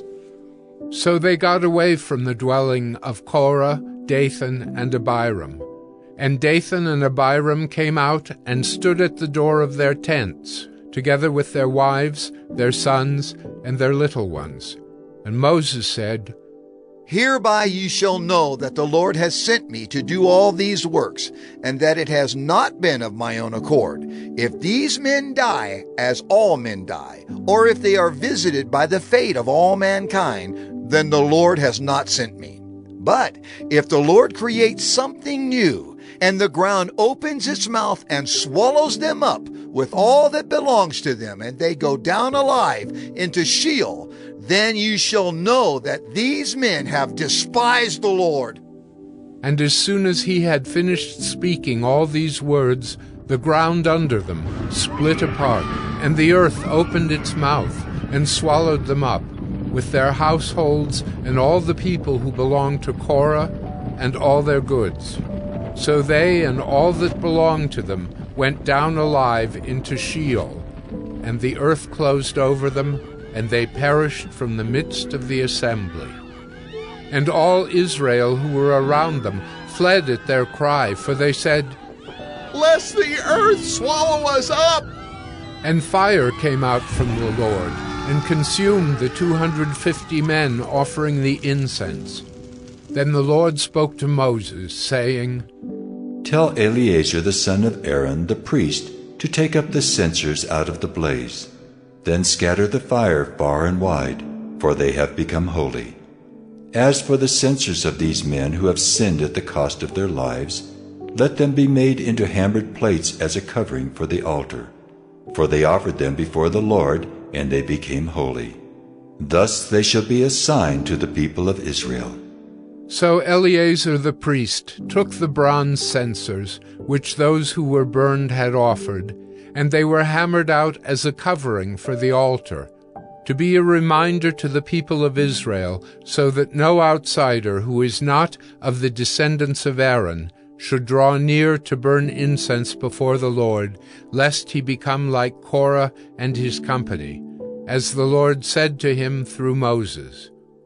But on the next day all the congregation of the people of Israel grumbled against Moses and against Aaron, saying, You have killed the people of the Lord! And when the congregation had assembled against Moses and against Aaron, they turned toward the tent of meeting.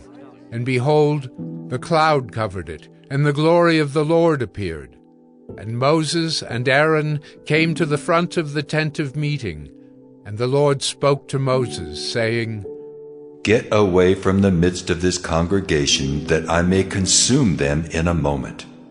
And they fell on their faces. And Moses said to Aaron, Take your censer and put fire on it from off the altar, and lay incense on it, and carry it quickly to the congregation, and make atonement for them, for wrath has gone out from the Lord. The plague has begun. So Aaron took it as Moses said, and ran into the midst of the assembly. And behold, the plague had already begun among the people. And he put on the incense and made atonement for the people. And he stood between the dead and the living, and the plague was stopped.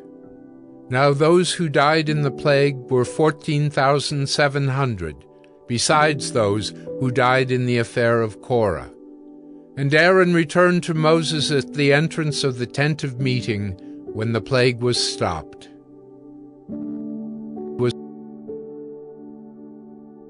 Numbers 17. The Lord spoke to Moses, saying, Speak to the people of Israel, and get from them staffs, one for each father's house, from all their chiefs according to their fathers' houses, 12 staffs. Write each man's name on his staff, and write Aaron's name on the staff of Levi. For there shall be one staff for the head of each father's house. Then you shall deposit them in the tent of meeting before the testimony where I meet with you. And the staff of the man whom I choose shall sprout. Thus I will make to cease from me the grumblings of the people of Israel, which they grumble against you.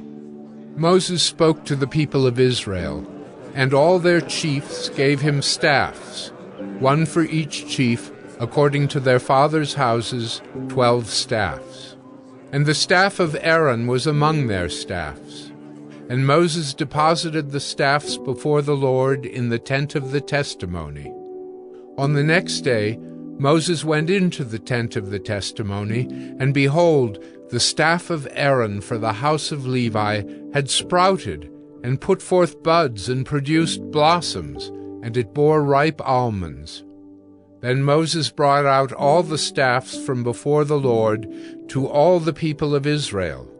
And they looked, and each man took his staff. And the Lord said to Moses, Put back the staff of Aaron before the testimony, to be kept as a sign for the rebels, that you may make an end of their grumblings against me, lest they die. Thus did Moses. As the Lord commanded him, so he did. And the people of Israel said to Moses, Behold, we perish! We are undone! We are all undone! Everyone who comes near to the tabernacle of the Lord shall die! Are we all to perish? Numbers 18. So the Lord said to Aaron, You and your sons and your father's house with you shall bear iniquity connected with the sanctuary, and you and your sons with you shall bear iniquity connected with your priesthood. And with you bring your brothers also, the tribe of Levi, the tribe of your father, that they may join you and minister to you while you and your sons with you are before the tent of the testimony. They shall keep guard over you and over the whole tent, but shall not come near to the vessels of the sanctuary or to the altar, lest they and you die.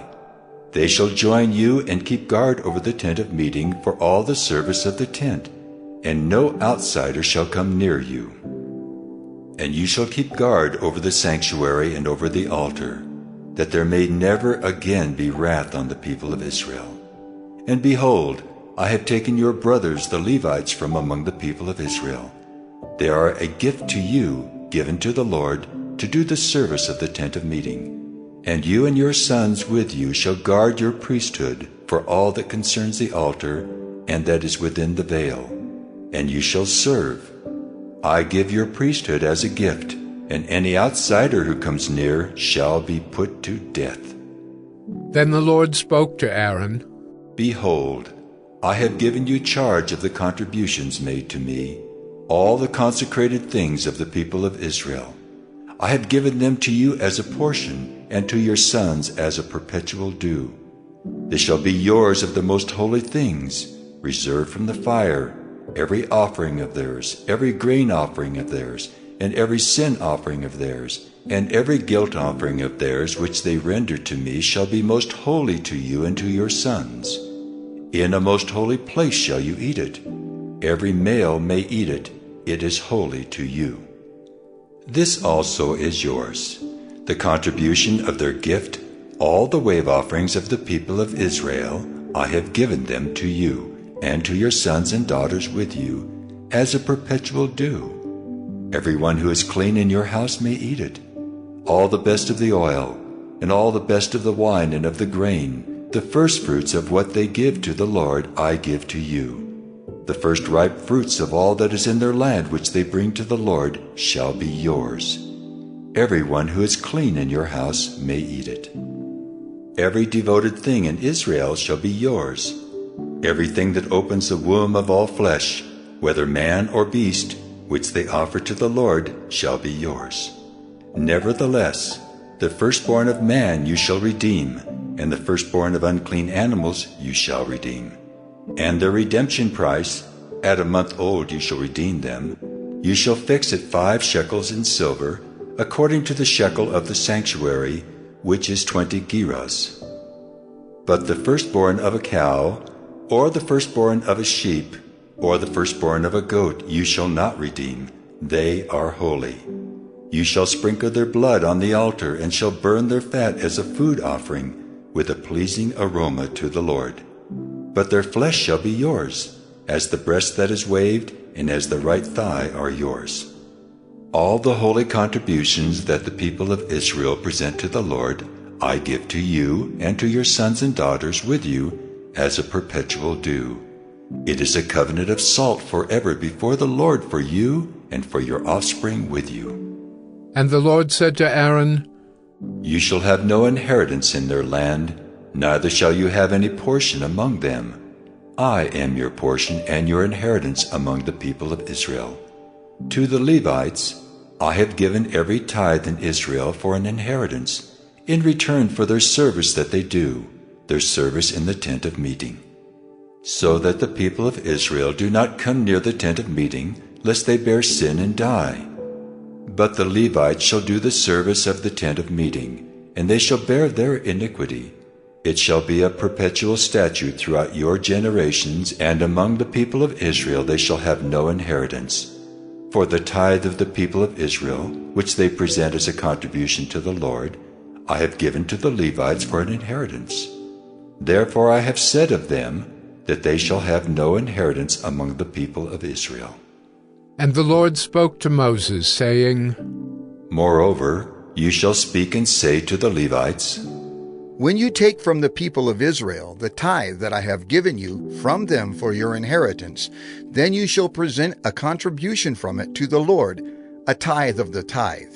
And your contribution shall be counted to you as though it were the grain of the threshing floor, and as the fullness of the winepress. So you shall also present a contribution to the Lord from all your tithes, which you receive from the people of Israel. And from it you shall give the Lord's contribution to Aaron the priest. Out of all the gifts to you, you shall present every contribution due to the Lord. From each its best part is to be dedicated. Therefore you shall say to them, When you have offered from it the best of it, then the rest shall be counted to the Levites as produce of the threshing floor, and as produce of the winepress, and you may eat it in any place, you and your households, for it is your reward in return for your service in the tent of meeting. And you shall bear no sin by reason of it, when you have contributed the best of it. But you shall not profane the holy things of the people of Israel, lest you die. Numbers 19. Now the Lord spoke to Moses and to Aaron, saying, This is the statute of the law that the Lord has commanded. Tell the people of Israel to bring you a red heifer, without defect, in which there is no blemish, and on which a yoke has never come. And you shall give it to Eleazar the priest, and it shall be taken outside the camp and slaughtered before him. And Eleazar the priest shall take some of its blood with his finger, and sprinkle some of its blood toward the front of the tent of meeting 7 times. And the heifer shall be burned in his sight. Its skin, its flesh, and its blood, with its dung shall be burned. And the priest shall take cedar wood and hyssop and scarlet yarn, and throw them into the fire, burning the heifer. Then the priest shall wash his clothes and bathe his body in water, and afterward he may come into the camp. But the priest shall be unclean until evening. The one who burns the heifer shall wash his clothes in water, and bathe his body in water, and shall be unclean until evening. And a man who is clean shall gather up the ashes of the heifer and deposit them outside the camp in a clean place, and they shall be kept for the water for impurity for the congregation of the people of Israel.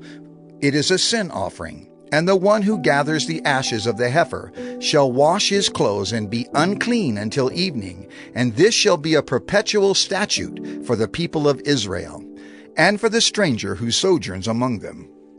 Whoever touches the dead body of any person shall be unclean 7 days. He shall cleanse himself with the water on the 3rd day and on the 7th day, and so be clean. But if he does not cleanse himself on the 3rd day and on the 7th day, he will not become clean. Whoever touches a dead person, the body of anyone who has died, and does not cleanse himself, defiles the tabernacle of the Lord, and that person shall be cut off from Israel. Because the water for impurity was not thrown on him, he shall be unclean. His uncleanness is still on him. This is the law when someone dies in a tent. Everyone who comes into the tent and everyone who is in the tent shall be unclean 7 days. And every open vessel that has no cover fastened on it is unclean. Whoever in the open field touches someone who was killed with a sword, or who died naturally, or touches a human bone or a grave, shall be unclean 7 days. For the unclean they shall take some ashes of the burnt sin offering, and fresh water shall be added in a vessel. Then a clean person shall take hyssop and dip it in the water and sprinkle it on the tent and on all the furnishings and on the persons who were there and on whoever touched the bone or the slain or the dead or the grave.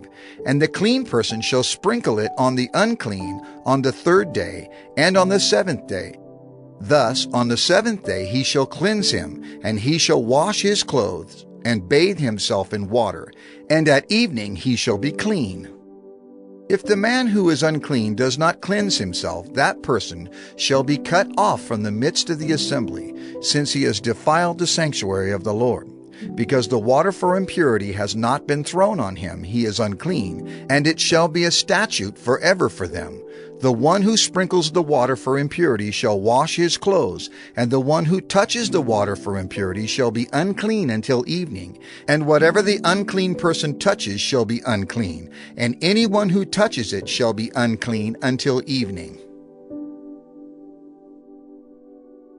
Numbers 20. And the people of Israel, the whole congregation, came into the wilderness of Zin in the 1st month, and the people stayed in Kadesh. And Miriam died there and was buried there.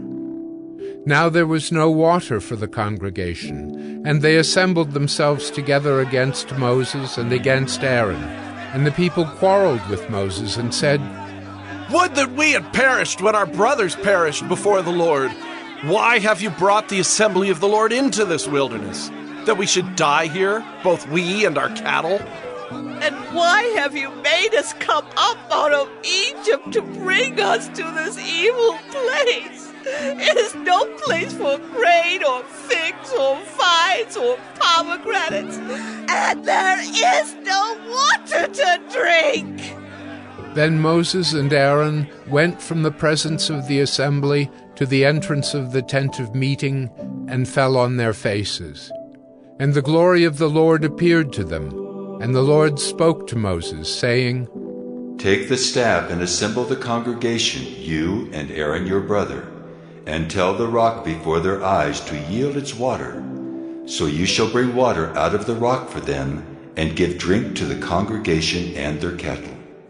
And Moses took the staff from before the Lord, as he commanded him. Then Moses and Aaron gathered the assembly together before the rock, and he said to them, "Hear now, you rebels, shall we bring water for you out of this rock?" And Moses lifted up his hand and struck the rock with his staff twice, and water came out abundantly, and the congregation drank, and their livestock. And the Lord said to Moses and Aaron, "Because you did not believe in me to uphold me as holy in the eyes of the people of Israel, therefore you shall not bring this assembly into the land that I have given them." These are the waters of Meribah, where the people of Israel quarreled with the Lord, and through them he showed himself holy.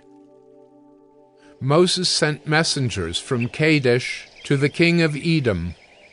Thus says your brother Israel, you know all the hardship that we have met, how our fathers went down to Egypt, and we lived in Egypt a long time. And the Egyptians dealt harshly with us and our fathers.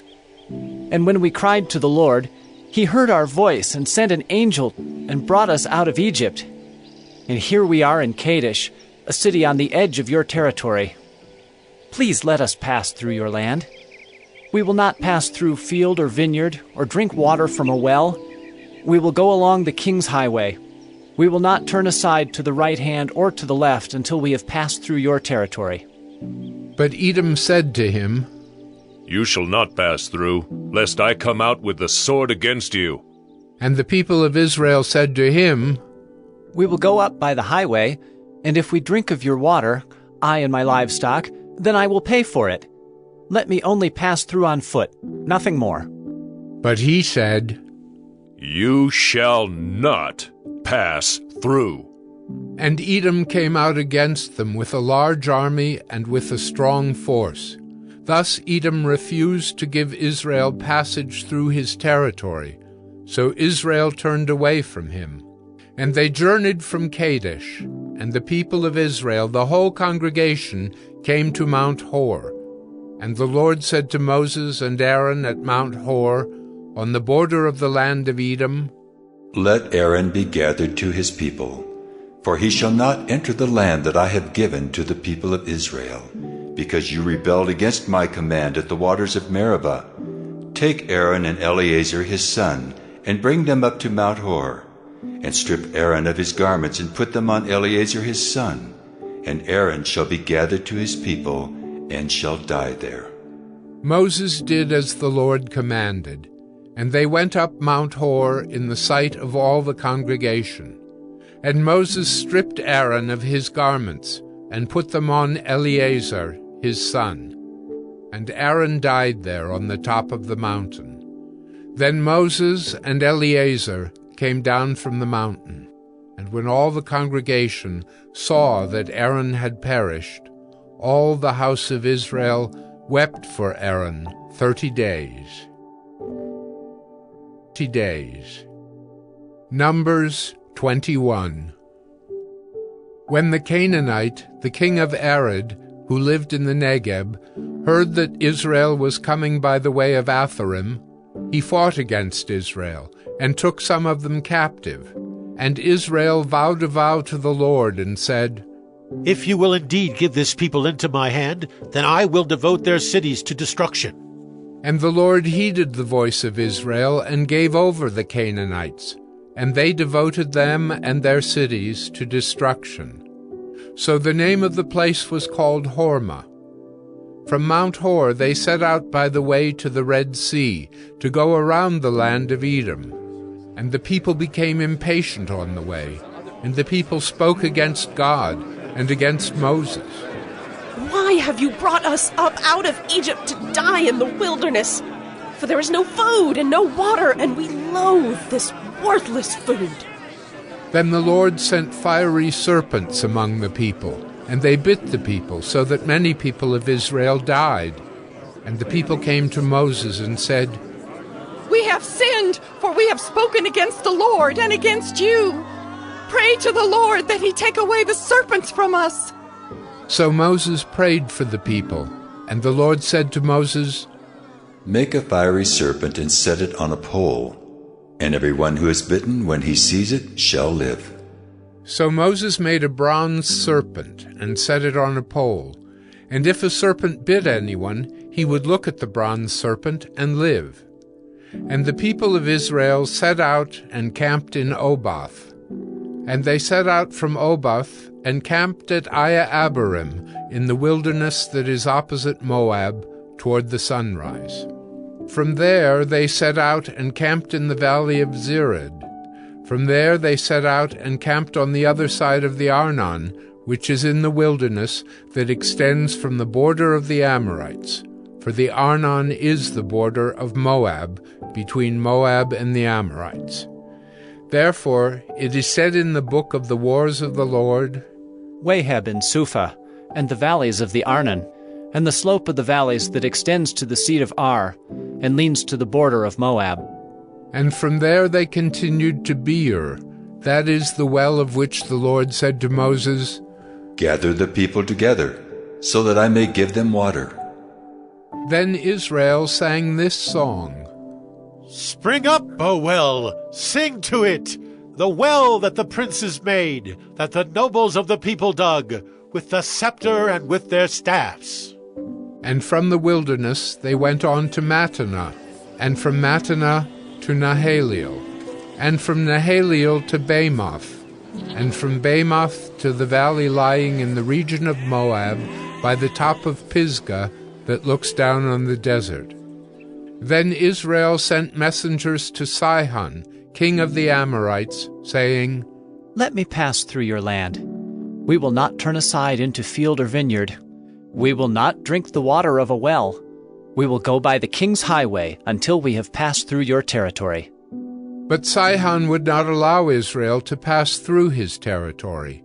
He gathered all his people together and went out against Israel to the wilderness, and came to Jahaz, and fought against Israel. And Israel defeated him with the edge of the sword, and took possession of his land from the Arnon to the Jabbok, as far as to the Ammonites, for the border of the Ammonites was strong. And Israel took all these cities, and Israel settled in all the cities of the Amorites, in Heshbon and in all its villages. For Heshbon was the city of Sihon, the king of the Amorites, who had fought against the former king of Moab, and taken all his land out of his hand as far as the Arnon. Therefore the ballad singers say, Come to Heshbon, let it be built, let the city of Sihon be established. For fire came out from Heshbon, flame from the city of Sihon. It devoured Ar of Moab, and swallowed the heights of the Arnon. Woe to you, O Moab! You are undone, O people of Chemosh. He has made his sons fugitives, and his daughters captives to an Amorite king, Sihon. So we overthrew them. Heshbon, as far as Dibon, perished, and we laid waste as far as Nophah. Fire spread as far as Medeba. Thus Israel lived in the land of the Amorites. And Moses sent to spy out Jazer, and they captured its villages, and dispossessed the Amorites who were there. Then they turned and went up by the way to Bashan. And Og the king of Bashan came out against them, he and all his people, to battle at Edrei. But the Lord said to Moses, Do not fear him, for I have given him into your hand, and all his people and his land. And you shall do to him as you did to Sihon king of the Amorites, who lived at Heshbon. So they defeated him and his sons and all his people, until he had no survivor left, and they possessed his land. Numbers 22. Then the people of Israel set out and camped in the plains of Moab, beyond the Jordan at Jericho. And Balak, the son of Zippor, saw all that Israel had done to the Amorites. And Moab was in great dread of the people, because they were many. Moab was overcome with fear of the people of Israel. And Moab said to the elders of Midian, This horde will now lick up all that is around us, as the ox licks up the grass of the field. So Balak, the son of Zippor, who was king of Moab at that time, sent messengers to Balaam the son of Beor at Pethor, which is near the river in the land of the people of Ammon, to call him, saying, Behold, a people has come out of Egypt. They cover the face of the earth, and they are dwelling opposite to me. Come now, curse this people for me, since they are too mighty for me. Perhaps I shall be able to defeat them and drive them from the land, for I know that he whom you bless is blessed, and he whom you curse is cursed. So the elders of Moab and the elders of Midian departed with the fees for divination in their hand. And they came to Balaam, and gave him Balak's message. And he said to them, Lodge here tonight, and I will bring back word to you, as the Lord speaks to me. So the princes of Moab stayed with Balaam. And God came to Balaam and said, Who are these men with you? And Balaam said to God, Balak, the son of Zippor, king of Moab, has sent to me, saying, Behold, a people has come out of Egypt, and it covers the face of the earth. Now come, curse them for me. Perhaps I shall be able to fight against them and drive them out. God said to Balaam, You shall not go with them. You shall not curse the people, for they are blessed. So Balaam rose in the morning and said to the princes of Balak, Go to your own land, for the Lord has refused to let me go with you. So the princes of Moab rose and went to Balak and said, Balaam refuses to come with us. Once again Balak sent princes, more in number and more honorable than these. And they came to Balaam and said to him, Thus says Balak, the son of Zippor, Let nothing hinder you from coming to me, for I will surely do you great honor, and whatever you say to me I will do. Come, curse this people for me. But Balaam answered and said to the servants of Balak, Though Balak were to give me his house full of silver and gold, I could not go beyond the command of the Lord my God, to do less or more. So you too, please stay here tonight, that I may know what more the Lord will say to me. And God came to Balaam at night and said to him, If the men have come to call you, rise, go with them, but only do what I tell you. So Balaam rose in the morning and saddled his donkey and went with the princes of Moab. But God's anger was kindled because he went, and the angel of the Lord took his stand in the way as his adversary. Now he was riding on the donkey, and his 2 servants were with him. And the donkey saw the angel of the Lord standing in the road with a drawn sword in his hand. And the donkey turned aside out of the road and went into the field. And Balaam struck the donkey to turn her into the road.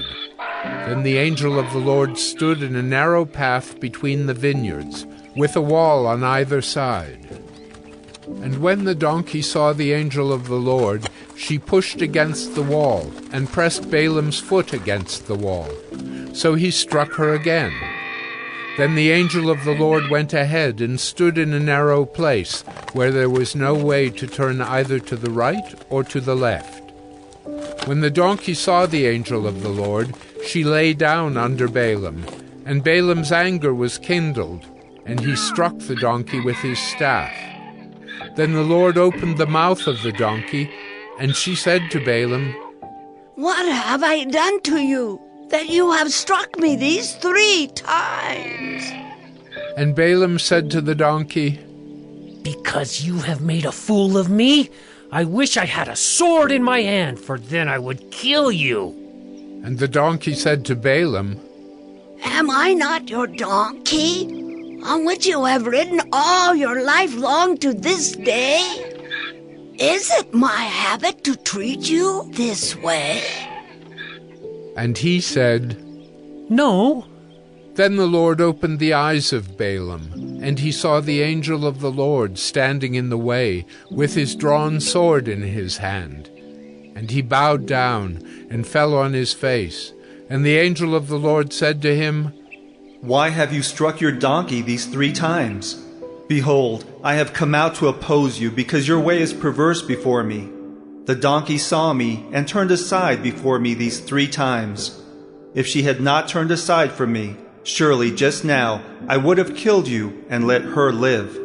Then Balaam said to the angel of the Lord, I have sinned, for I did not know that you stood in the road against me. Now therefore, if it is evil in your sight, I will turn back. And the angel of the Lord said to Balaam, Go with the men, but speak only the word that I tell you. So Balaam went on with the princes of Balak.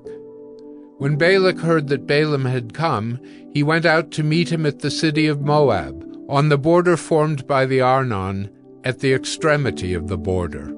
And Balak said to Balaam, Did I not send to you to call you? Why did you not come to me? Am I not able to honor you?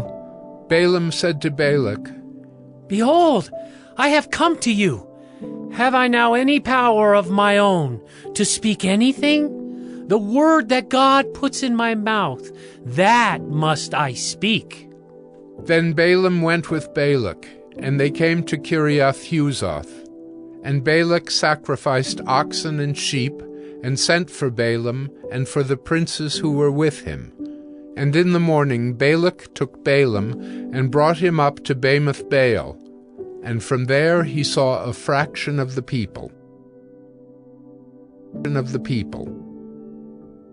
Numbers 23. And Balaam said to Balak, Build for me here 7 altars, and prepare for me here 7 bulls and 7 rams.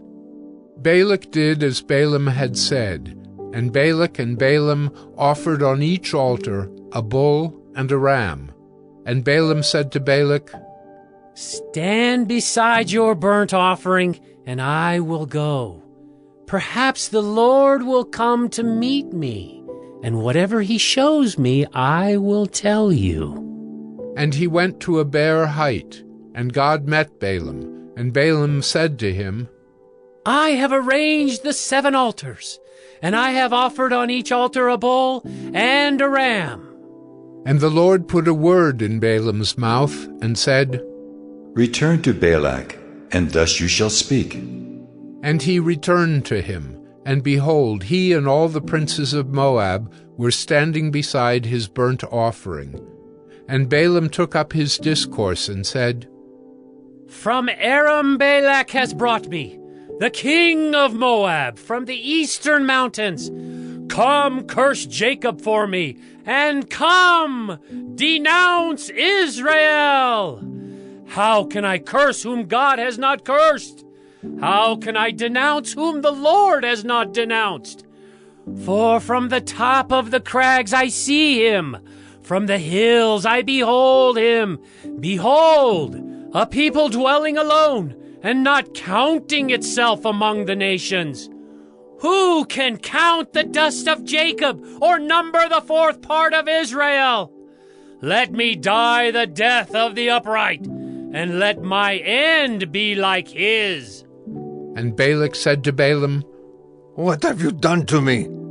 I took you to curse my enemies, and behold, you have done nothing but bless them. And he answered and said, Must I not take care to speak what the Lord puts in my mouth? And Balak said to him, Please come with me to another place, from which you may see them. You shall see only a fraction of them, and shall not see them all. Then curse them for me from there. And he took him to the field of Zophim, to the top of Pisgah, and built 7 altars, and offered a bull and a ram on each altar. Balaam said to Balak, Stand here beside your burnt offering, while I meet the Lord over there. And the Lord met Balaam, and put a word in his mouth, and said, Return to Balak, and thus shall you speak. And he came to him, and behold, he was standing beside his burnt offering, and the princes of Moab with him. And Balak said to him, What has the Lord spoken? And Balaam took up his discourse, and said, Rise, Balak, and hear. Give ear to me, O son of Zippor. God is not man, that he should lie, or a son of man, that he should change his mind. Has he said, and will he not do it? Or has he spoken, and will he not fulfill it? Behold, I received a command to bless. He has blessed, and I cannot revoke it. He has not beheld misfortune in Jacob, nor has he seen trouble in Israel. The Lord their God is with them, and the shout of a king is among them. God brings them out of Egypt, and is for them like the horns of the wild ox. For there is no enchantment against Jacob, no divination against Israel. Now it shall be said of Jacob and Israel, what has God wrought? Behold, a people! As a lioness it rises up, and as a lion it lifts itself. It does not lie down until it has devoured the prey and drunk the blood of the slain. And Balak said to Balaam, Do not curse them at all, and do not bless them at all. But Balaam answered Balak, Did I not tell you? All that the Lord says, that I must do. And Balak said to Balaam, Come now, I will take you to another place. Perhaps it will please God that you may curse them for me from there. So Balak took Balaam to the top of Peor, which overlooks the desert. And Balaam said to Balak, Build for me here 7 altars, and prepare for me here 7 bulls and 7 rams. And Balak did as Balaam had said, and offered a bull and a ram on each altar. Numbers 24. When Balaam saw that it pleased the Lord to bless Israel, he did not go, as at other times, to look for omens, but set his face toward the wilderness. And Balaam lifted up his eyes, and saw Israel camping, tribe by tribe. And the Spirit of God came upon him, and he took up his discourse and said, The oracle of Balaam, the son of Beor, the oracle of the man whose eye is opened, the oracle of him who hears the words of God, who sees the vision of the Almighty, falling down with his eyes uncovered. How lovely are your tents, O Jacob, your encampments, O Israel! Like palm groves that stretch afar, like gardens beside a river, like aloes that the Lord has planted, like cedar trees beside the waters. Water shall flow from his buckets, and his seed shall be in many waters. His king shall be higher than Agag, and his kingdom shall be exalted. God brings him out of Egypt, and is for him, like the horns of the wild ox. He shall eat up the nations, his adversaries, and shall break their bones in pieces, and pierce them through with his arrows. He crouched, he lay down like a lion, and like a lioness. Who will rouse him up? Blessed are those who bless you, and cursed are those who curse you. And Balak's anger was kindled against Balaam, and he struck his hands together. And Balak said to Balaam, I called you to curse my enemies, and behold, you have blessed them these 3 times. Therefore, now flee to your own place. I said, I will certainly honor you, but the Lord has held you back from honor. And Balaam said to Balak, Did I not tell your messengers whom you sent to me? If Balak should give me his house full of silver and gold, I would not be able to go beyond the word of the Lord, to do either good or bad of my own will. What the Lord speaks, that will I speak. And now, behold, I am going to my people.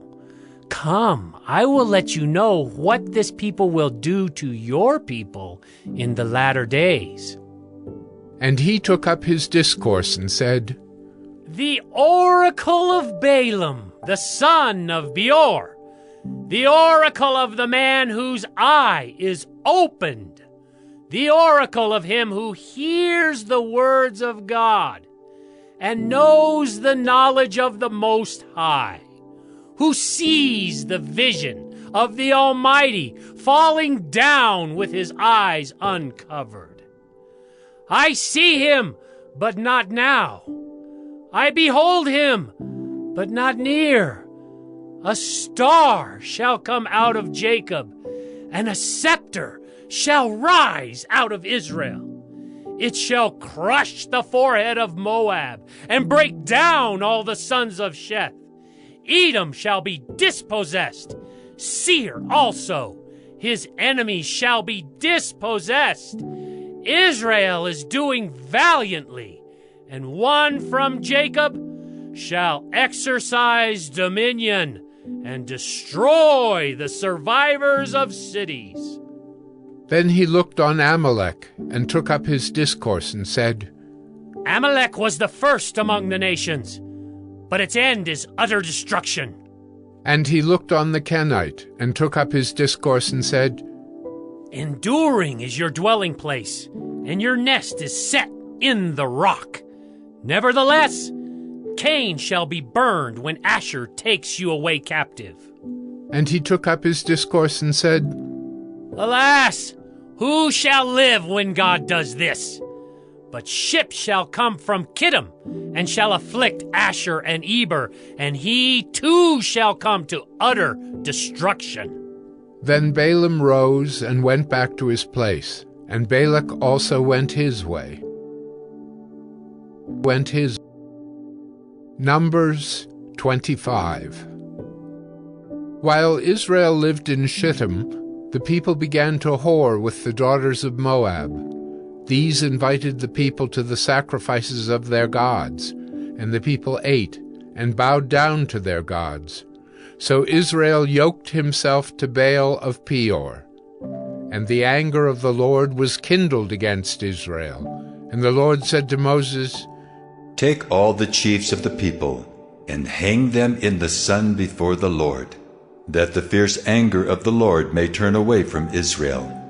And Moses said to the judges of Israel, Each of you kill those of his men who have yoked themselves to Baal of Peor.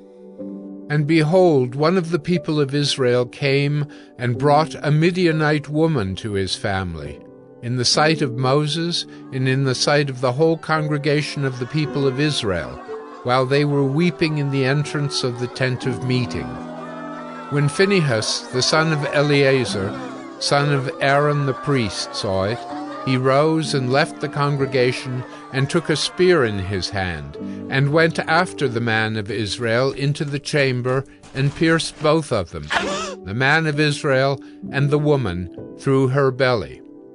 Thus the plague on the people of Israel was stopped. Nevertheless, those who died by the plague were 24,000. And the Lord said to Moses, Phinehas, the son of Eleazar, son of Aaron the priest, has turned back my wrath from the people of Israel, in that he was jealous with my jealousy among them, so that I did not consume the people of Israel in my jealousy. Therefore say, Behold, I give to him my covenant of peace, and it shall be to him and to his descendants after him the covenant of a perpetual priesthood, because he was jealous for his God, and made atonement for the people of Israel. The name of the slain man of Israel, who was killed with the Midianite woman, was Zimri, the son of Salu, chief of a father's house belonging to the Simeonites. And the name of the Midianite woman who was killed was Cosbi, the daughter of Zur, who was the tribal head of a father's house in Midian. And the Lord spoke to Moses, saying, Harass the Midianites, and strike them down, for they have harassed you with their wiles, with which they beguiled you in the matter of Peor, and in the matter of Cosbi, the daughter of the chief of Midian, their sister who was killed on the day of the plague on account of Peor. Numbers 26. After the plague, the Lord said to Moses and to Eleazar the son of Aaron the priest, Take a census of all the congregation of the people of Israel, from 20 years old and upward by their fathers' houses, all in Israel who are able to go to war. And Moses and Eleazar the priest spoke with them in the plains of Moab, by the Jordan at Jericho, saying, Take a census of the people from 20 years old and upward. as the Lord commanded Moses. The people of Israel who came out of the land of Egypt were Reuben, the firstborn of Israel. The sons of Reuben, of Hanok, the clan of the Hanokites, of Palu, the clan of the Paluites, of Hezron, the clan of the Hezronites, of Carmi, the clan of the Carmites. These are the clans of the Reubenites, and those listed were 43,730. And the sons of Palu, Eliab. The sons of Eliab, Nemuel, Dathan, and Abiram. These are the Dathan and Abiram, chosen from the congregation, who contended against Moses and Aaron in the company of Korah, when they contended against the Lord, and the earth opened its mouth and swallowed them up together with Korah, when that company died, when the fire devoured 250 men, and they became a warning. But the sons of Korah did not die. The sons of Simeon according to their clans. Of Nemuel, the clan of the Nemulites. Of Jamin, the clan of the Jaminites. Of Jachin, the clan of the Jachinites. Of Zerah, the clan of the Zerahites. Of Shaul, the clan of the Shaulites. These are the clans of the Simeonites, 22,200. The sons of Gad, according to their clans. Of Zephon, the clan of the Zephonites. Of Haggi, the clan of the Haggites. Of Shuni, the clan of the Shunites. Of Ozni, the clan of the Oznites. Of Eri, the clan of the Erites. Of Arod, the clan of the Arodites. Of Areli, the clan of the Arelites. These are the clans of the sons of Gad, as they were listed, 40,500. The sons of Judah were and Onan, and and Onan died in the land of Canaan. And the sons of Judah, according to their clans, were of Shelah, the clan of the Shelonites. Of Perez, the clan of the Perizzites. Of Zerah, the clan of the Zerahites. And the sons of Perez were of Hezron, the clan of the Hezronites. Of Hamel, the clan of the Hamelites. These are the clans of Judah as they were listed, 76,500. The sons of Issachar, according to their clans. Of Tola, the clan of the Tolaites. Of Puvah, the clan of the Punites. Of Jashub, the clan of the Jashubites. Of Shimron, the clan of the Shimronites. These are the clans of Issachar as they were listed, 64,300. The sons of Zebulun, according to their clans. Of Sered, the clan of the Seredites. Of Elon, the clan of the Elonites. Of Jaleel, the clan of the Jaleelites. These are the clans of the Zebulunites as they were listed, 60,500. The sons of Joseph, according to their clans. Manasseh and Ephraim. The sons of Manasseh. Of Machir, the clan of the Machirites. And Machir was the father of Gilead. Of Gilead, the clan of the Gileadites. These are the sons of Gilead. Of Iezer, the clan of the Iezerites. Of Helek, the clan of the Helekites. And of Asriel, the clan of the Asrielites. And of Shechem, the clan of the Shechemites. And of Shemida, the clan of the Shemidaites. And of Hepher, the clan of the Hepherites. Now Zelophehad the son of Hepher had no sons, but daughters. And the names of the daughters of Zelophehad were Mahlah, Noah, Hoglah, Milcah, and Tirzah. These are the clans of Manasseh, and those listed were 52,700. These are the sons of Ephraim, according to their clans. Of Shuthelah, the clan of the Shuthelahites. Of Becher, the clan of the Becherites. Of Tahan, the clan of the Tahanites. And these are the sons of Shuthelah. Of Iran, the clan of the Iranites. These are the clans of the sons of Ephraim, as they were listed, 32,500. These are the sons of Joseph, according to their clans. The sons of Benjamin, according to their clans. Of Bela, the clan of the Belaites. Of Ashbel, the clan of the Ashbelites. Of Ahiram, the clan of the Ahiramites. Of Shephupham, the clan of the Shephuphamites. Of Hupham, the clan of the Huphamites. And the sons of Bela were Ard and Naaman. Of Ard, the clan of the Ardites. Of Naaman, the clan of the Naamites. These are the sons of Benjamin according to their clans, and those listed were 45,600. These are the sons of Dan according to their clans. Of Shuham, the clan of the Shuhamites. These are the clans of Dan according to their clans. All the clans of the Shuhamites, as they were listed, were 64,400. The sons of Asher according to their clans. Of Imnah, the clan of the Imnites. Of Ishvi, the clan of the Ishvites.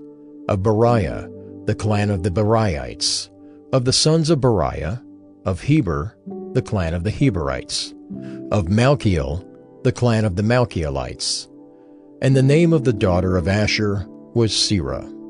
These are the clans of the sons of Asher as they were listed, 53,400. The sons of Naphtali according to their clans. Of Jaziel, the clan of the Jazielites. Of Guni, the clan of the Gunites. Of Jezer, the clan of the Jezerites. Of Shillem, the clan of the Shillemites. These are the clans of Naphtali according to their clans, and those listed were 45,400. This was the list of the people of Israel, 601,730. The Lord spoke to Moses, saying, Among these the land shall be divided for inheritance according to the number of names. To a large tribe you shall give a large inheritance, and to a small tribe you shall give a small inheritance. Every tribe shall be given its inheritance in proportion to its list. But the land shall be divided by lot. According to the names of the tribes of their fathers they shall inherit. Their inheritance shall be divided according to lot between the larger and the smaller. This was the list of the Levites according to their clans. Of Gershon, the clan of the Gershonites. Of Kohath, the clan of the Kohathites. Of Merari, the clan of the Merarites. These are the clans of Levi. The clan of the Libnites, the clan of the Hebronites, the clan of the Mahlites, the clan of the Mushites, the clan of the Korahites. And Kohath was the father of Amram. The name of Amram's wife was Jochebed, the daughter of Levi, who was born to Levi in Egypt.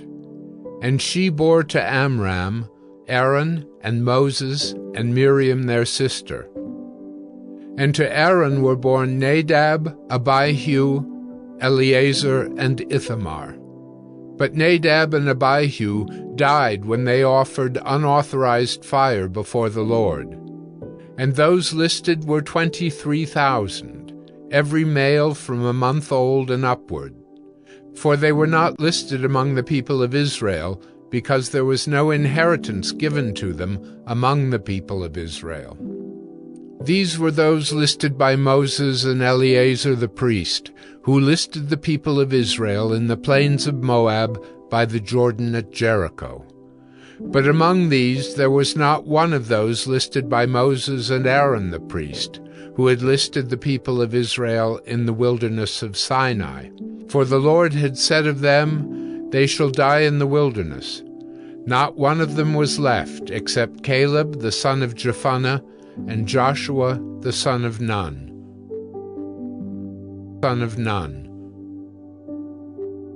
Numbers 27.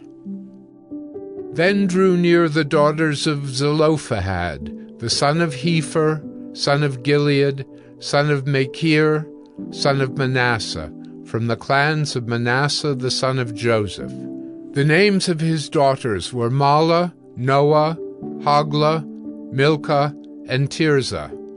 And they stood before Moses and before Eleazar the priest, and before the chiefs and all the congregation, at the entrance of the tent of meeting, saying, Our father died in the wilderness.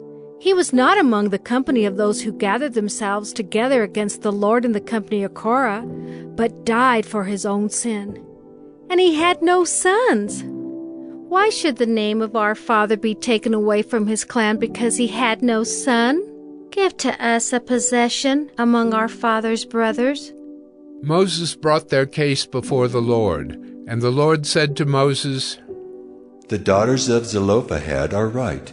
You shall give them possession of an inheritance among their father's brothers, and transfer the inheritance of their father to them. And you shall speak to the people of Israel, saying, If a man dies and has no son, then you shall transfer his inheritance to his daughter. And if he has no daughter, then you shall give his inheritance to his brothers. And if he has no brothers, then you shall give his inheritance to his father's brothers. And if his father has no brothers, then you shall give his inheritance to the nearest kinsman of his clan, and he shall possess it. And it shall be for the people of Israel a statute and rule, as the Lord commanded Moses. The Lord said to Moses, Go up into this mountain of Abarim, and see the land that I have given to the people of Israel.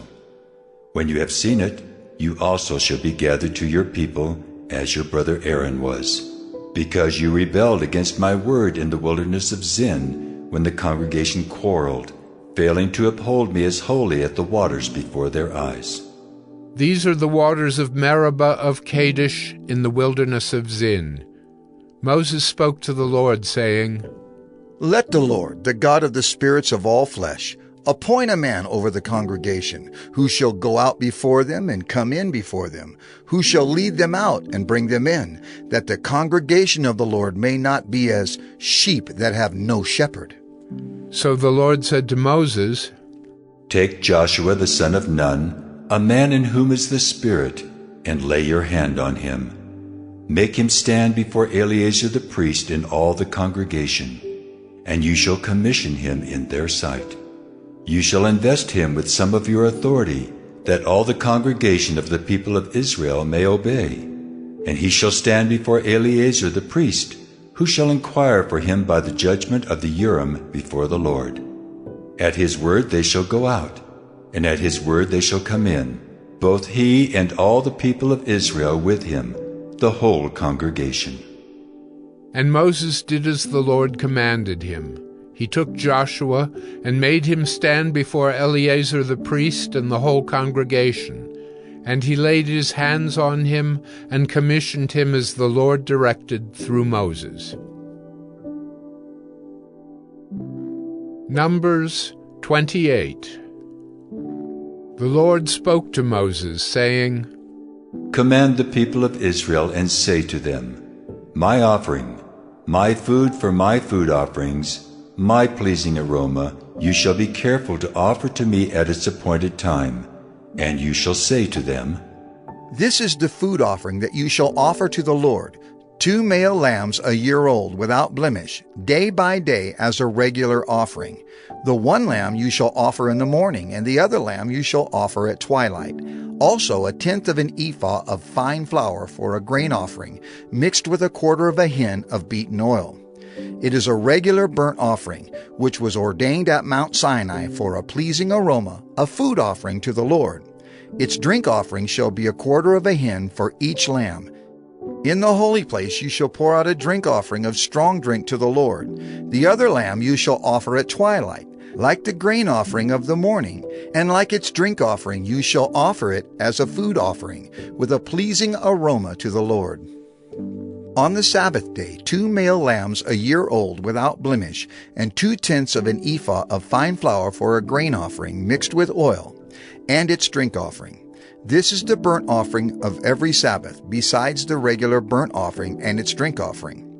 At the beginnings of your months, you shall offer a burnt offering to the Lord, 2 bulls from the herd, 1 ram, 7 male lambs a year old without blemish.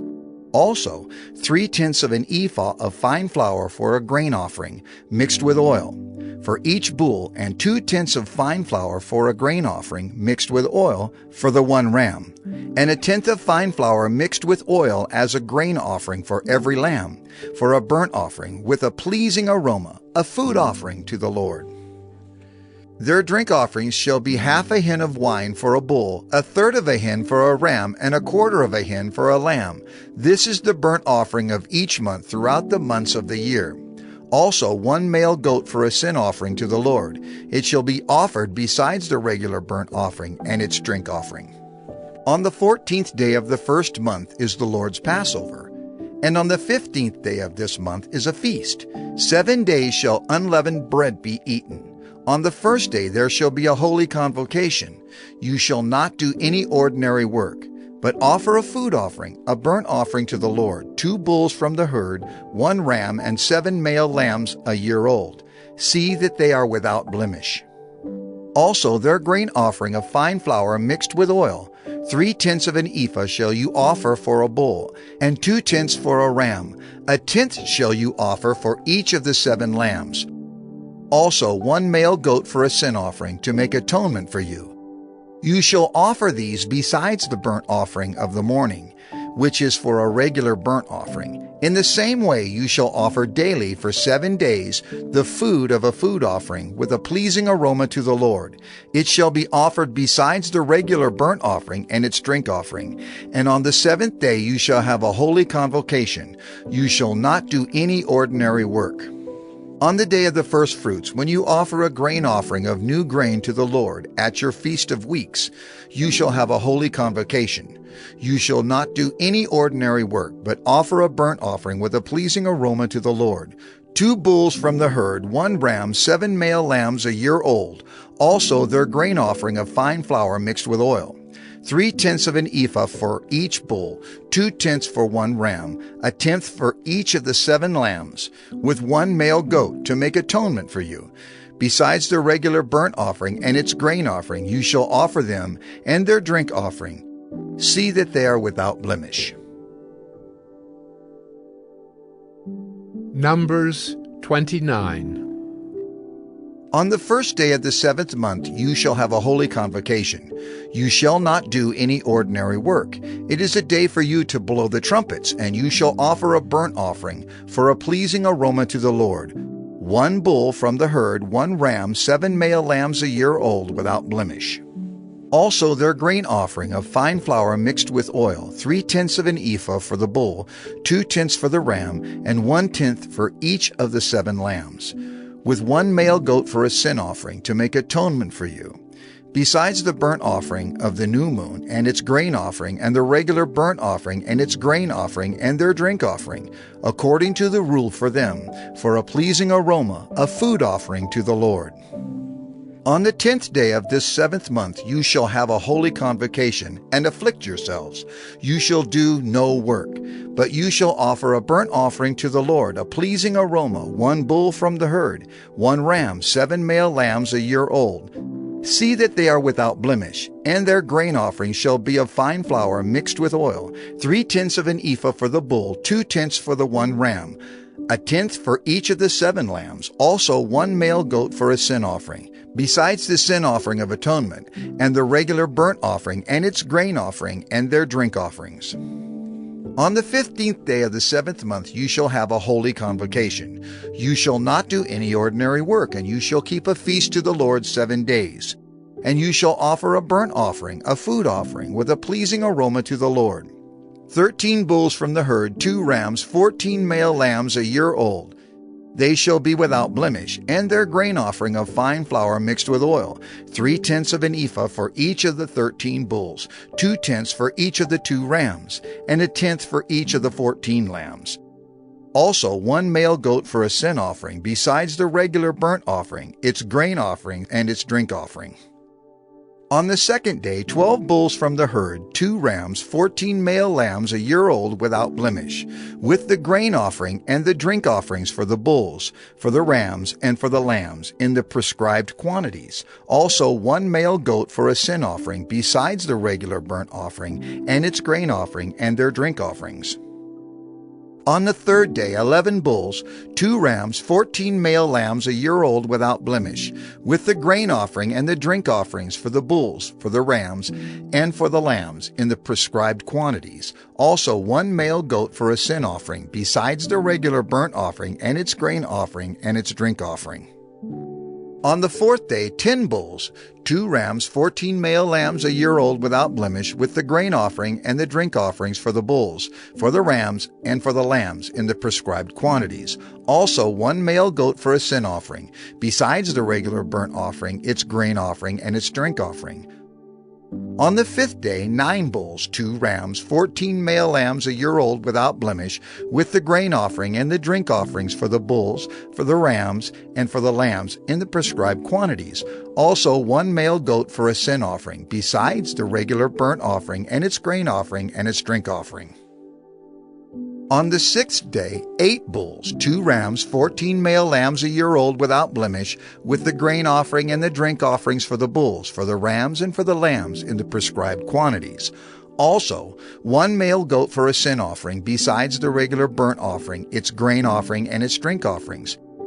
On the 7th day, 7 bulls, 2 rams, 14 male lambs a year old without blemish, with the grain offering and the drink offerings for the bulls, for the rams, and for the lambs in the prescribed quantities. Also 1 male goat for a sin offering, besides the regular burnt offering, its grain offering, and its drink offering.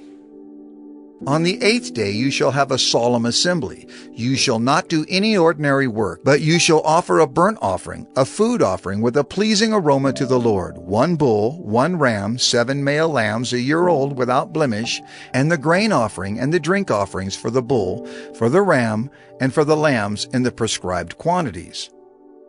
Also 1 male goat for a sin offering, besides the regular burnt offering and its grain offering and its drink offering. These you shall offer to the Lord at your appointed feast, in addition to your vow offerings and your free will offerings, for your burnt offerings, and for your grain offerings, and for your drink offerings, and for your peace offerings. So Moses told the people of Israel everything, just as the Lord had commanded Moses. Numbers 30. Moses spoke to the heads of the tribes of the people of Israel, saying, This is what the Lord has commanded. If a man vows a vow to the Lord, or swears an oath to bind himself by a pledge, he shall not break his word. He shall do according to all that proceeds out of his mouth. If a woman vows a vow to the Lord, and binds herself by a pledge while within her father's house in her youth, and her father hears of her vow and of her pledge by which she has bound herself, and says nothing to her, then all her vows shall stand, and every pledge by which she has bound herself shall stand. But if her father opposes her on the day that he hears of it, no vow of hers, no pledge by which she has bound herself shall stand, and the Lord will forgive her, because her father opposed her. If she marries a husband while under her vows, or any thoughtless utterance of her lips by which she has bound herself, and her husband hears of it and says nothing to her on the day that he hears, then her vows shall stand, and her pledges by which she has bound herself shall stand. But if on the day that her husband comes to hear of it, he opposes her, then he makes void her vow that was on her, and the thoughtless utterance of her lips by which she bound herself, and the Lord will forgive her. But any vow of a widow or of a divorced woman, anything by which she has bound herself shall stand against her. And if she vowed in her husband's house or bound herself by a pledge with an oath, and her husband heard of it and said nothing to her and did not oppose her, then all her vows shall stand, and every pledge by which she bound herself shall stand. But if her husband makes them null and void on the day that he hears them, then whatever proceeds out of her lips concerning her vows or concerning her pledge of herself shall not stand. Her husband has made them void, and the Lord will forgive her. Any vow and any binding oath to afflict herself her husband may establish, or her husband may make void. But if her husband says nothing to her from day to day, then he establishes all her vows or all her pledges that are upon her. He has established them, because he said nothing to her on the day that he heard of them. But if he makes them null and void after he has heard of them, then he shall bear her iniquity. These are the statutes that the Lord commanded Moses about a man and his wife, and about a father and his daughter while she is in her youth within her father's house. Numbers 31. The Lord spoke to Moses, saying, Avenge the people of Israel on the Midianites. Afterward you shall be gathered to your people. So Moses spoke to the people, saying, Arm men from among you for the war, that they may go against Midian, to execute the Lord's vengeance on Midian. You shall send 1,000 from each of the tribes of Israel to the war. So there were provided out of the thousands of Israel 1,000 from each tribe, 12,000 armed for war. And Moses sent them to the war, 1,000 from each tribe, together with Phinehas, the son of Eleazar the priest, with the vessels of the sanctuary and the trumpets for the alarm in his hand. They warred against Midian, as the Lord commanded Moses, and killed every male. They killed the kings of Midian with the rest of their slain, Evi, Rechem, Zur, Hur, and Reba, the 5 kings of Midian. And they also killed Balaam the son of Beor with the sword.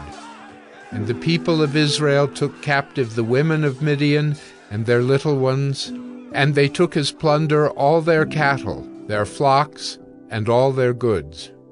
All their cities in the places where they lived, and all their encampments, they burned with fire, and took all the spoil and all the plunder, both of man and of beast. Then they brought the captives and the plunder and the spoil to Moses, and to Eleazar the priest, and to the congregation of the people of Israel, at the camp on the plains of Moab by the Jordan at Jericho. Moses and Eleazar the priest and all the chiefs of the congregation went to meet them outside the camp. And Moses was angry with the officers of the army, the commanders of thousands and the commanders of hundreds, who had come from service in the war. Moses said to them, Have you let all the women live? Behold, these, on Balaam's advice, caused the people of Israel to act treacherously against the Lord in the incident of Peor. And so the plague came among the congregation of the Lord. Now therefore, kill every male among the little ones, and kill every woman who has known man by lying with him. But all the young girls who have not known man by lying with him, keep alive for yourselves. Encamp outside the camp 7 days. Whoever of you has killed any person, and whoever has touched any slain, purify yourselves and your captives on the 3rd day and on the 7th day. You shall purify every garment, every article of skin, all work of goat's hair, and every article of wood. Then Eleazar the priest said to the men in the army who had gone to battle, This is the statute of the law that the Lord has commanded Moses. Only the gold, the silver, the bronze, the iron, the tin, and the lead, everything that can stand the fire, you shall pass through the fire, and it shall be clean. Nevertheless, it shall also be purified with the water for impurity, and whatever cannot stand the fire, you shall pass through the water. You must wash your clothes on the 7th day, and you shall be clean, and afterward you may come into the camp. The Lord said to Moses, Take the count of the plunder that was taken, both of man and of beast, you and Eleazar the priest, and the heads of the fathers' houses of the congregation, and divide the plunder into 2 parts between the warriors who went out to battle and all the congregation.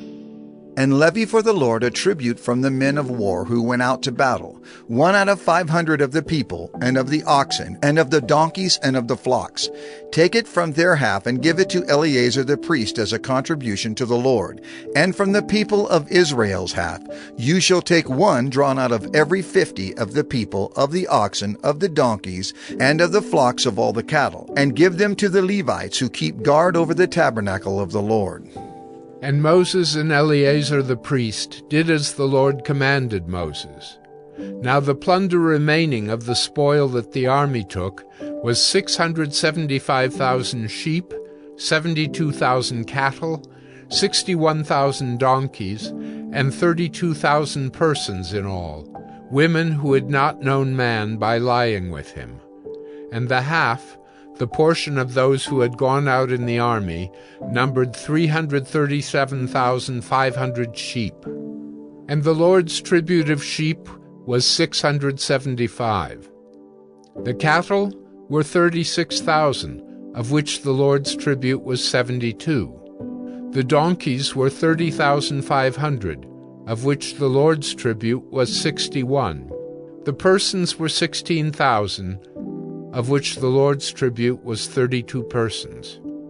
And Moses gave the tribute, which was the contribution for the Lord, to Eleazar the priest, as the Lord commanded Moses. From the people of Israel's half, which Moses separated from that of the men who had served in the army, now the congregation's half was 337,500 sheep, 36,000 cattle, and 30,500 donkeys, and 16,000 persons. From the people of Israel's half, Moses took one of every 50, both of persons and of beasts, and gave them to the Levites, who kept guard over the tabernacle of the Lord, as the Lord commanded Moses. Then the officers who were over the thousands of the army, the commanders of thousands and the commanders of hundreds, came near to Moses and said to Moses, "Your servants have counted the men of war who are under our command, and there is not a man missing from us. And we have brought the Lord's offering, what each man found, articles of gold, armlets and bracelets, signet rings, earrings, and beads, to make atonement for ourselves before the Lord." And Moses and Eleazar the priest received from them the gold, all crafted articles, and all the gold of the contribution that they presented to the Lord, from the commanders of thousands and the commanders of hundreds, was 16,750 shekels. The men in the army had each taken plunder for himself. And Moses and Eleazar the priest received the gold from the commanders of thousands and of hundreds, and brought it into the tent of meeting as a memorial for the people of Israel before the Lord. Numbers 32. Now the people of Reuben and the people of Gad had a very great number of livestock, and they saw the land of Jazer and the land of Gilead, and behold, the place was a place for livestock. So the people of Gad and the people of Reuben came and said to Moses and to Eleazar the priest and to the chiefs of the congregation, Adaroth, Dibon, Jazer, Nimrah, Heshbon, Elealeh, Sebam, Nebo, and Beon, the land that the Lord struck down before the congregation of Israel, is a land for livestock, and your servants have livestock. And they said, "If we have found favor in your sight, let this land be given to your servants for a possession. Do not take us across the Jordan."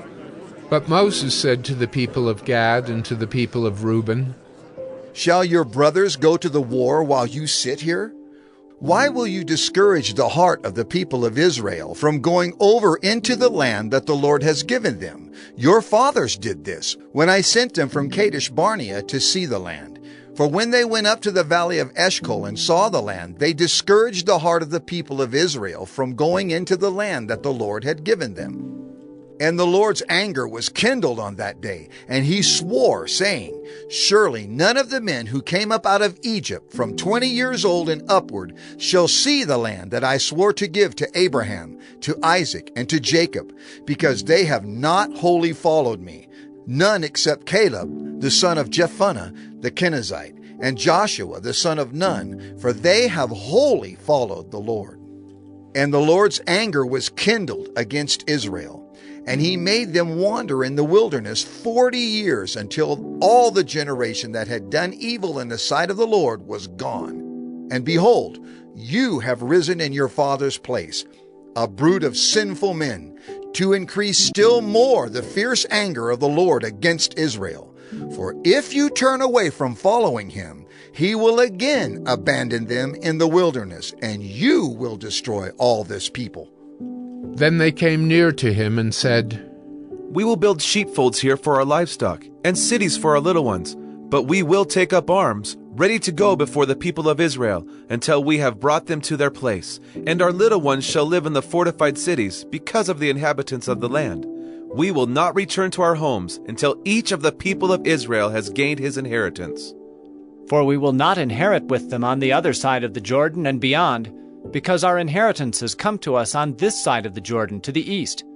So Moses said to them, "If you will do this, if you will take up arms to go before the Lord for the war, and every armed man of you will pass over the Jordan before the Lord until he has driven out his enemies from before him, and the land is subdued before the Lord, then after that you shall return and be free of obligation to the Lord and to Israel.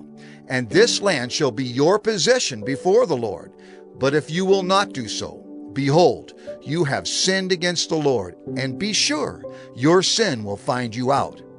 Build cities for your little ones, and folds for your sheep, and do what you have promised." And the people of Gad and the people of Reuben said to Moses, "Your servants will do as my Lord commands. Our little ones, our wives, our livestock, and all our cattle shall remain there in the cities of Gilead." "But your servants will pass over, every man who is armed for war before the Lord to battle, as my Lord orders." So Moses gave command concerning them to Eleazar the priest, and to Joshua the son of Nun, and to the heads of the fathers' houses of the tribes of the people of Israel. And Moses said to them, "If the people of Gad and the people of Reuben, every man who is armed to battle before the Lord, will pass with you over the Jordan, and the land shall be subdued before you, then you shall give them the land of Gilead for a possession. However, if they will not pass over with you armed, they shall have possessions among you in the land of Canaan." And the people of Gad and the people of Reuben answered, "What the Lord has said to your servants, we will do. We will pass over armed before the Lord into the land of Canaan, and the possession of our inheritance shall remain with us beyond the Jordan." And Moses gave to them, to the people of Gad and to the people of Reuben, and to the half-tribe of Manasseh, the son of Joseph, the kingdom of Sihon, king of the Amorites, and the kingdom of Og, king of Bashan, the land and its cities with their territories, the cities of the land throughout the country. And the people of Gad built Dibon, Ataroth, Aroer, Atroth-Shophan, Jazer, Jogbehah, Beth-Nimrah, and Beth-Haran, fortified cities and folds for sheep. And the people of Reuben built Heshbon, Elealeh, Kiriathaim, Nebo, and Baal-Meon.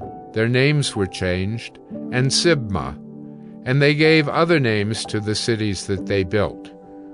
And the sons of Machir, the son of Manasseh, went to Gilead and captured it, and dispossessed the Amorites who were in it. And Moses gave Gilead to Machir, the son of Manasseh, and he settled in it. And Jair, the son of Manasseh, went and captured their villages, and called them Havoth-Jair. And Nobah went and captured Kenath and its villages, and called it Nobah, after his own name. Numbers 33. These are the stages of the people of Israel when they went out of the land of Egypt by their companies under the leadership of Moses and Aaron. Moses wrote down their starting places, stage by command of the Lord, and these are their stages according to their starting places. They set out from Ramesses in the first month on the 15th day of the first month. On the day after the Passover, the people of Israel went out triumphantly in the sight of all the Egyptians, while the Egyptians were burying all their firstborn, whom the Lord had struck down among them. On their gods also the Lord executed judgments. So the people of Israel set out from Ramesses and camped at Succoth. And they set out from Succoth and camped at Etham, which is on the edge of the wilderness. And they set out from Etham and turned back to Pi-hahiroth, which is east of Baal-zephon, and they camped before Migdol. And they set out from before Hahiroth, and passed through the midst of the sea into the wilderness. And they went a 3 days' journey in the wilderness of Etham, and camped at Marah.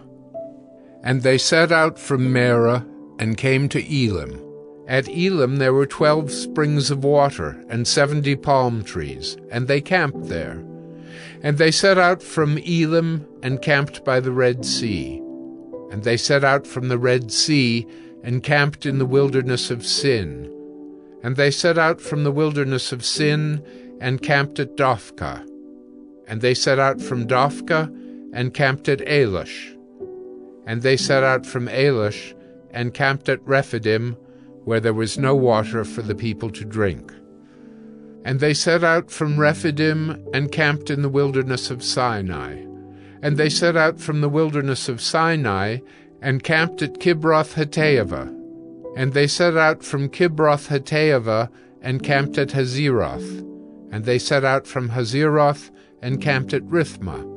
And they set out from Rithmah, and camped at Rimmon-Perez. And they set out from Rimmon-Perez, and camped at Libnah. And they set out from Libnah, and camped at Rissah. And they set out from Rissah, and camped at Kehalatha. And they set out from Kehalatha, and camped at Mount Shepher. And they set out from Mount Shepher, and camped at Harada. And they set out from Harada, and camped at Machheloth. And they set out from Machheloth, and camped at Tahath. And they set out from Tahath, and camped at Terah. And they set out from Terah, and camped at Mithkah. And they set out from Mithkah, and camped at Hashmonah. And they set out from Hashmonah, and camped at Moserath. And they set out from Moserath, and camped at Beni-Jaakan. And they set out from Beni-Jaakan, and camped at Hor-Haggidgad. And they set out from Hor-Haggidgad, and camped at Jotbathah. And they set out from Jotbathah, and camped at Abrona. And they set out from Abrona, and camped at Ezion-Geber. And they set out from Ezion-Geber, and camped in the wilderness of Zin, that is, Kadesh. And they set out from Kadesh, and camped at Mount Hor, on the edge of the land of Edom. And Aaron the priest went up Mount Hor at the command of the Lord, and died there, in the 40th year after the people of Israel had come out of the land of Egypt, on the 1st day of the 5th month. And Aaron was 123 years old when he died on Mount Hor. And the Canaanite, the king of Arad, who lived in the Negeb in the land of Canaan, heard of the coming of the people of Israel. And they set out from Mount Hor, and camped at Zalmunna. And they set out from Zalmunna, and camped at Punon. And they set out from Punon, and camped at Oboth. And they set out from Oboth, and camped at Aya-Abarim, in the territory of Moab. And they set out from Ayim, and camped at Dibongad. And they set out from Dibongad, and camped at Almon-Diblathaim. And they set out from Almon-Diblathaim, and camped in the mountains of Abarim, before Nebo. And they set out from the mountains of Abarim, and camped in the plains of Moab by the Jordan at Jericho. They camped by the Jordan from Beth-Jeshimoth as far as Abel-Shittim in the plains of Moab. And the Lord spoke to Moses in the plains of Moab by the Jordan at Jericho, saying, Speak to the people of Israel, and say to them, When you pass over the Jordan into the land of Canaan, then you shall drive out all the inhabitants of the land from before you, and destroy all their figured stones, and destroy all their metal images, and demolish all their high places. And you shall take possession of the land, and settle in it. For I have given the land to you to possess it. You shall inherit the land by lot, according to your clans. To a large tribe you shall give a large inheritance, and to a small tribe you shall give a small inheritance. Wherever the lot falls for anyone, that shall be his. According to the tribes of your fathers you shall inherit. But if you do not drive out the inhabitants of the land from before you, then those of them whom you let remain shall be as barbs in your eyes and thorns in your sides, and they shall trouble you in the land where you dwell, and I will do to you as I thought to do to them. Numbers 34. The Lord spoke to Moses, saying, Command the people of Israel and say to them, When you enter the land of Canaan, this is the land that shall fall to you for an inheritance, the land of Canaan, as defined by its borders. Your south side shall be from the wilderness of Zin alongside Edom, and your southern border shall run from the end of the Salt Sea on the east. And your border shall turn south of the ascent of Akrabim, and cross to Zin, and its limit shall be south of Kadesh Barnea. Then it shall go on to Hazer Adar, and pass along to Asmon. And the border shall turn from Asmon to the brook of Egypt, and its limit shall be at the sea. For the western border you shall have the great sea and its coast. This shall be your western border. This shall be your northern border. From the great sea you shall draw a line to Mount Hor. From Mount Hor you shall draw a line to Lebo-Hamath. And the limit of the border shall be at Zedad. Then the border shall extend to Ziphron, and its limit shall be at Hazer Enan. This shall be your northern border. You shall draw a line for your eastern border from Hazer Enan to Shepham. And the border shall go down from Shepham to Riblah on the east side of Ain. And the border shall go down and reach to the shoulder of the Sea of Kinnereth on the east. And the border shall go down to the Jordan, and its limit shall be at the Salt Sea. This shall be your land as defined by its borders all around. Moses commanded the people of Israel, saying, This is the land that you shall inherit by lot, which the Lord has commanded to give to the 9 tribes and to the half-tribe. For the tribe of the people of Reuben by fathers' houses, and the tribe of the people of Gad by their fathers' houses, have received their inheritance, and also the half-tribe of Manasseh. The 2 tribes and the half-tribe have received their inheritance beyond the Jordan, east of Jericho, toward the sunrise. The Lord spoke to Moses, saying, These are the names of the men who shall divide the land to you for inheritance: Eleazar the priest, and Joshua the son of Nun. You shall take 1 chief from every tribe to divide the land for inheritance. These are the names of the men. Of the tribe of Judah, Caleb the son of Jephunneh. Of the tribe of the people of Simeon, Shemuel the son of Ammihud. Of the tribe of Benjamin, Elidad the son of Kislon. Of the tribe of the people of Dan, a chief, Buckai the son of Joglai. Of the people of Joseph, of the tribe of the people of Manasseh, a chief, Haniel the son of Ephod. And of the tribe of the people of Ephraim, a chief, Kemuel the son of Shiftan. Of the tribe of the people of Zebulun, a chief, Elizaphan the son of Parnak. Of the tribe of the people of Issachar, a chief, Paltiel the son of Azan. And of the tribe of the people of Asher, a chief, Ahihud the son of Shalomai. Of the tribe of the people of Naphtali, a chief, Pedahel the son of Ammihud.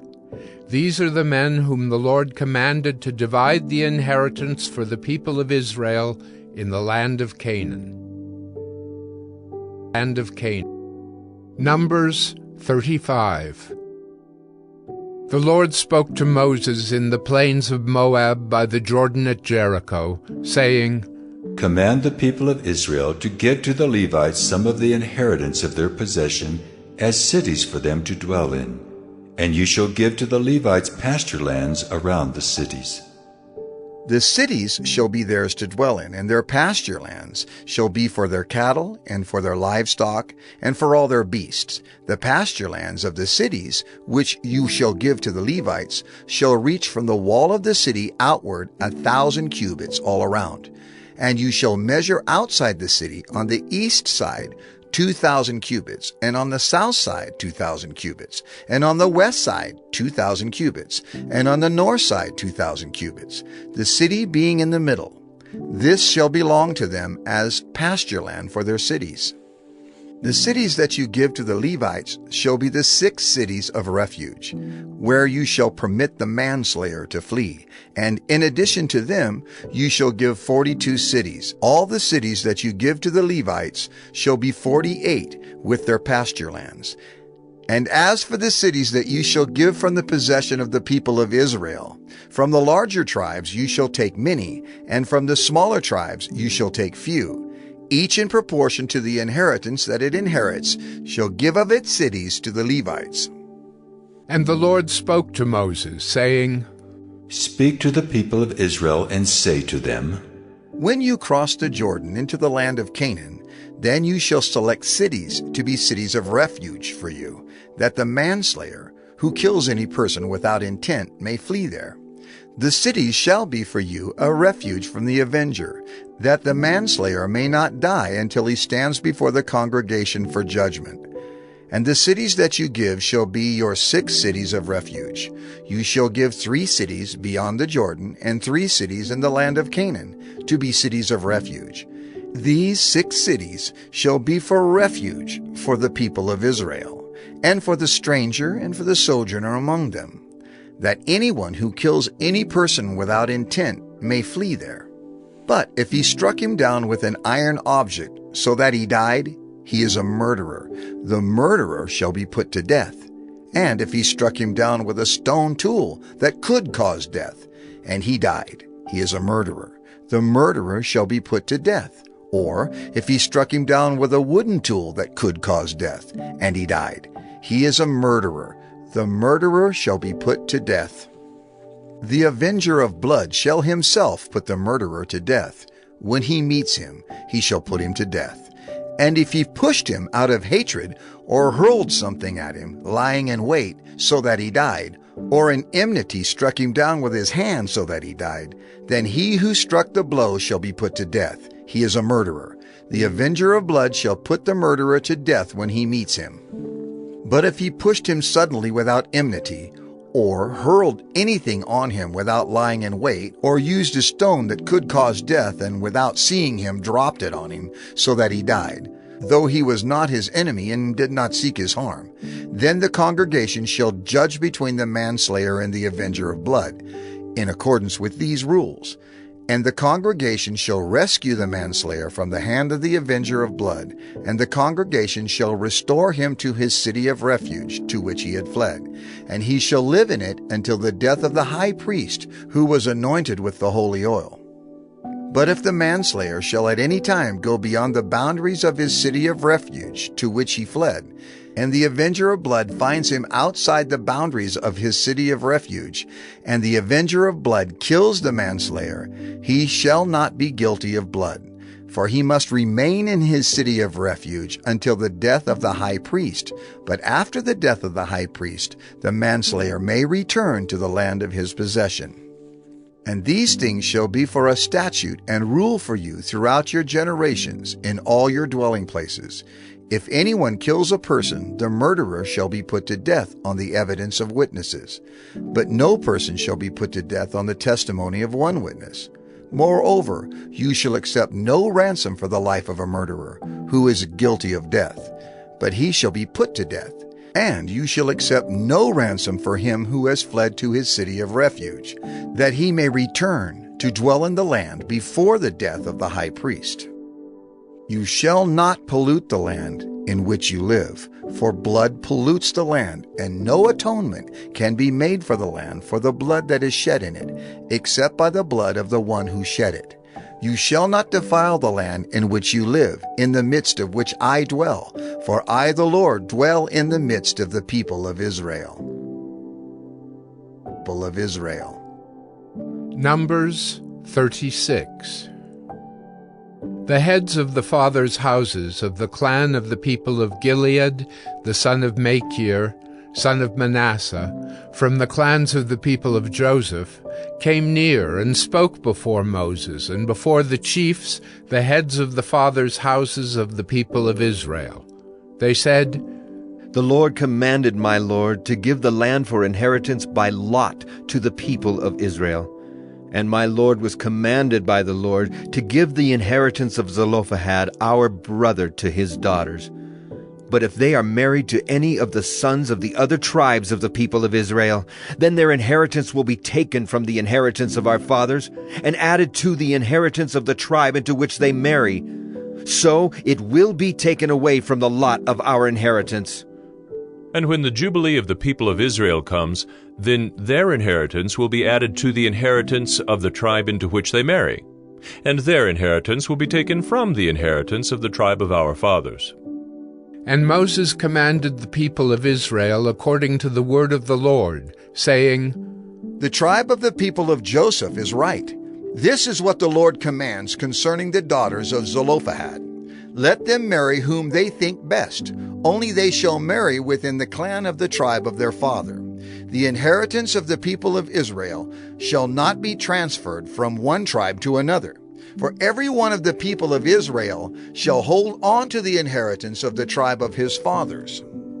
And every daughter who possesses an inheritance in any tribe of the people of Israel shall be wife to one of the clan of the tribe of her father, so that every one of the people of Israel may possess the inheritance of his fathers. So no inheritance shall be transferred from one tribe to another, for each of the tribes of the people of Israel shall hold on to its own inheritance." The daughters of Zelophehad did as the Lord commanded Moses. For Mahlah, Tirzah, Hoglah, Milcah, and Noah, the daughters of Zelophehad, were married to sons of their father's brothers. They were married into the clans of the people of Manasseh, the son of Joseph, and their inheritance remained in the tribe of their father's clan. These are the commandments and the rules that the Lord commanded through Moses to the people of Israel in the plains of Moab by the Jordan at Jericho.